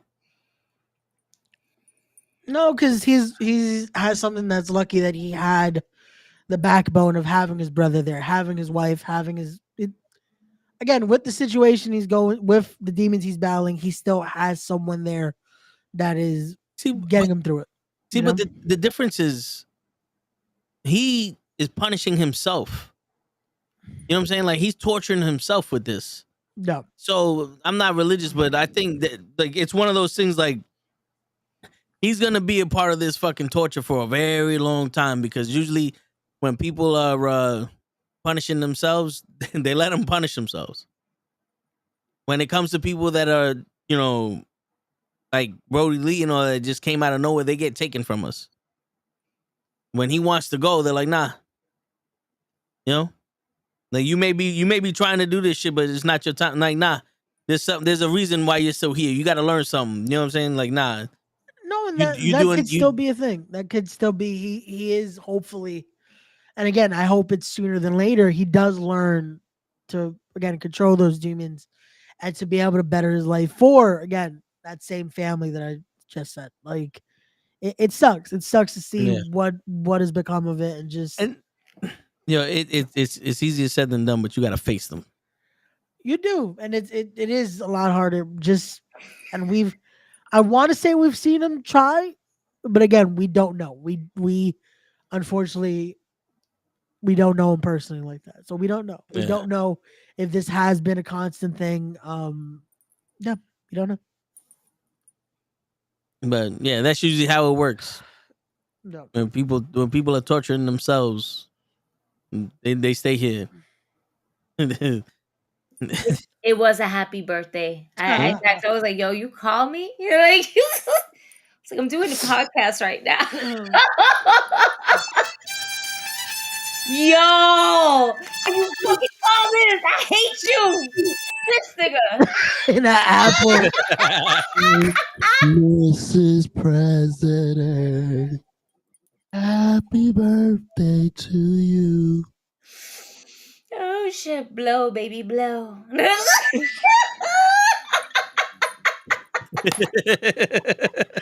Oh, it's great. Oh my god! What's good?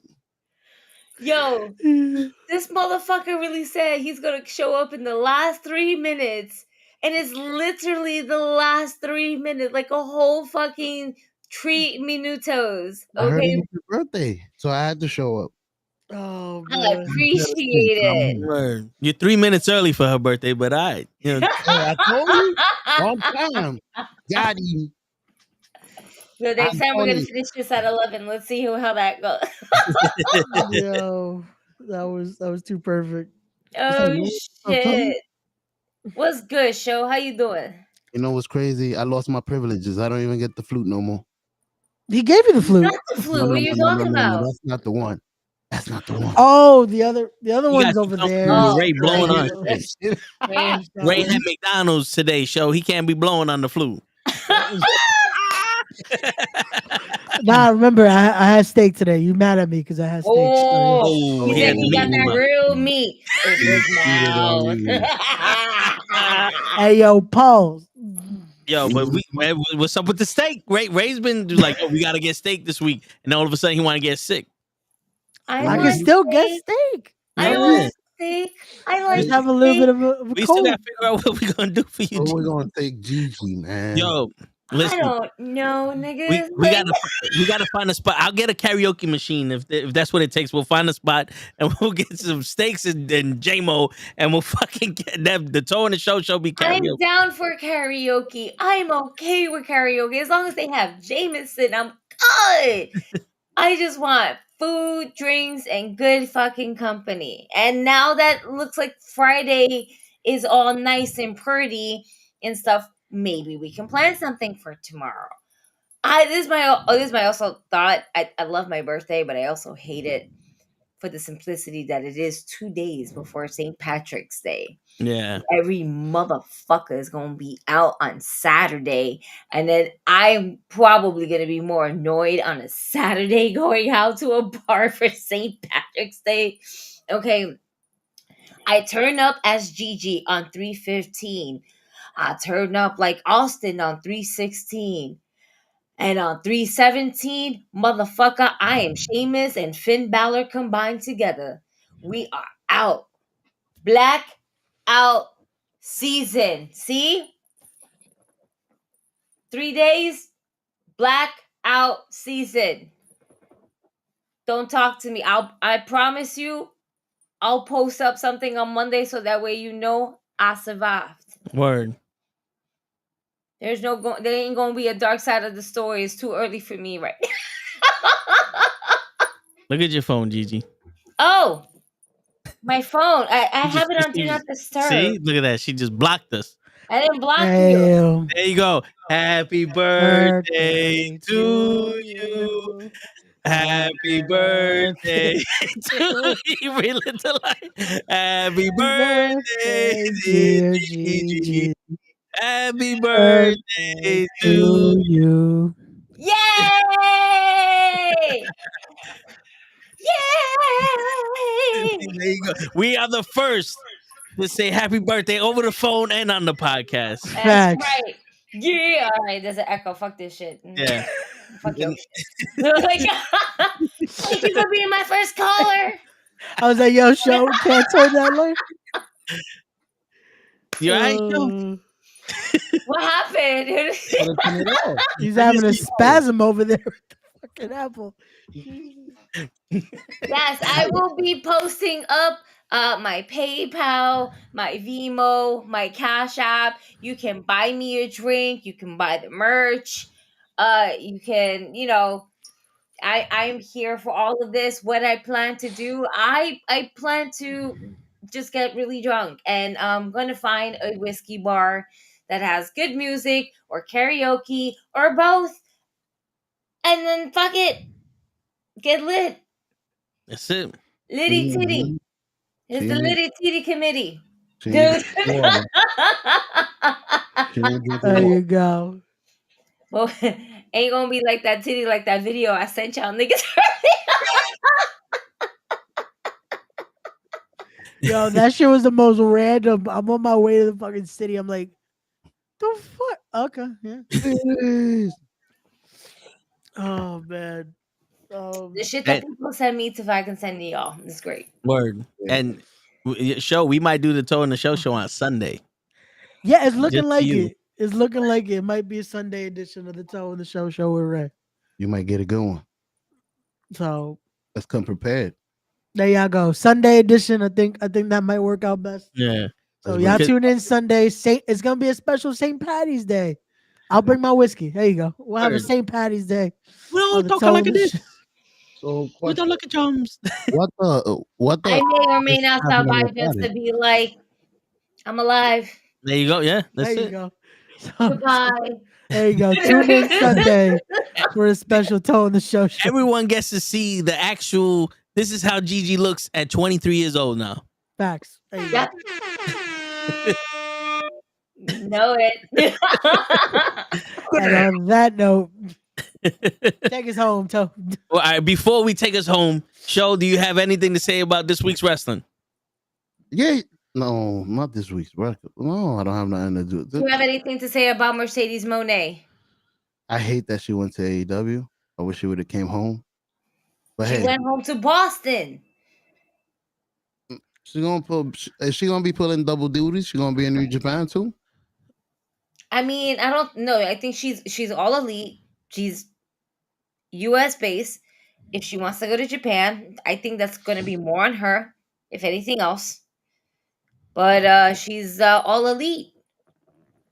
Not bad. Well, make your money, boo boo. Hopefully she shines. Maybe she does a Hulk Hogan, brings that company to another level. Word. We'll see. Yo, Circle of Debate, you spelled birthday wrong. It's the third phrase. Today is Gigi's birthday. Facts. Yay! We're 4 minutes into Gigi's birthday and Show already pissed her off. I just wanted to know, any thoughts about Jade Cargill? Is she back? Is she back? Is she wrestling? Is she Did they put her in the mix? No. No, I just figured since you like her, if you had any Yeah. thoughts about it.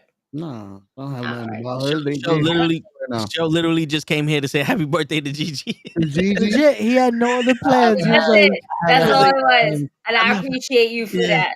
I'm not prepared for this quiz. You can quiz me if you want. You're not gonna get the answers you think. Well, then on that note, ladies and gentlemen, it is your friendly neighborhood knuckleheads signing out. Happy birthday, Gigi. Peace, everybody. Yeah. Doses.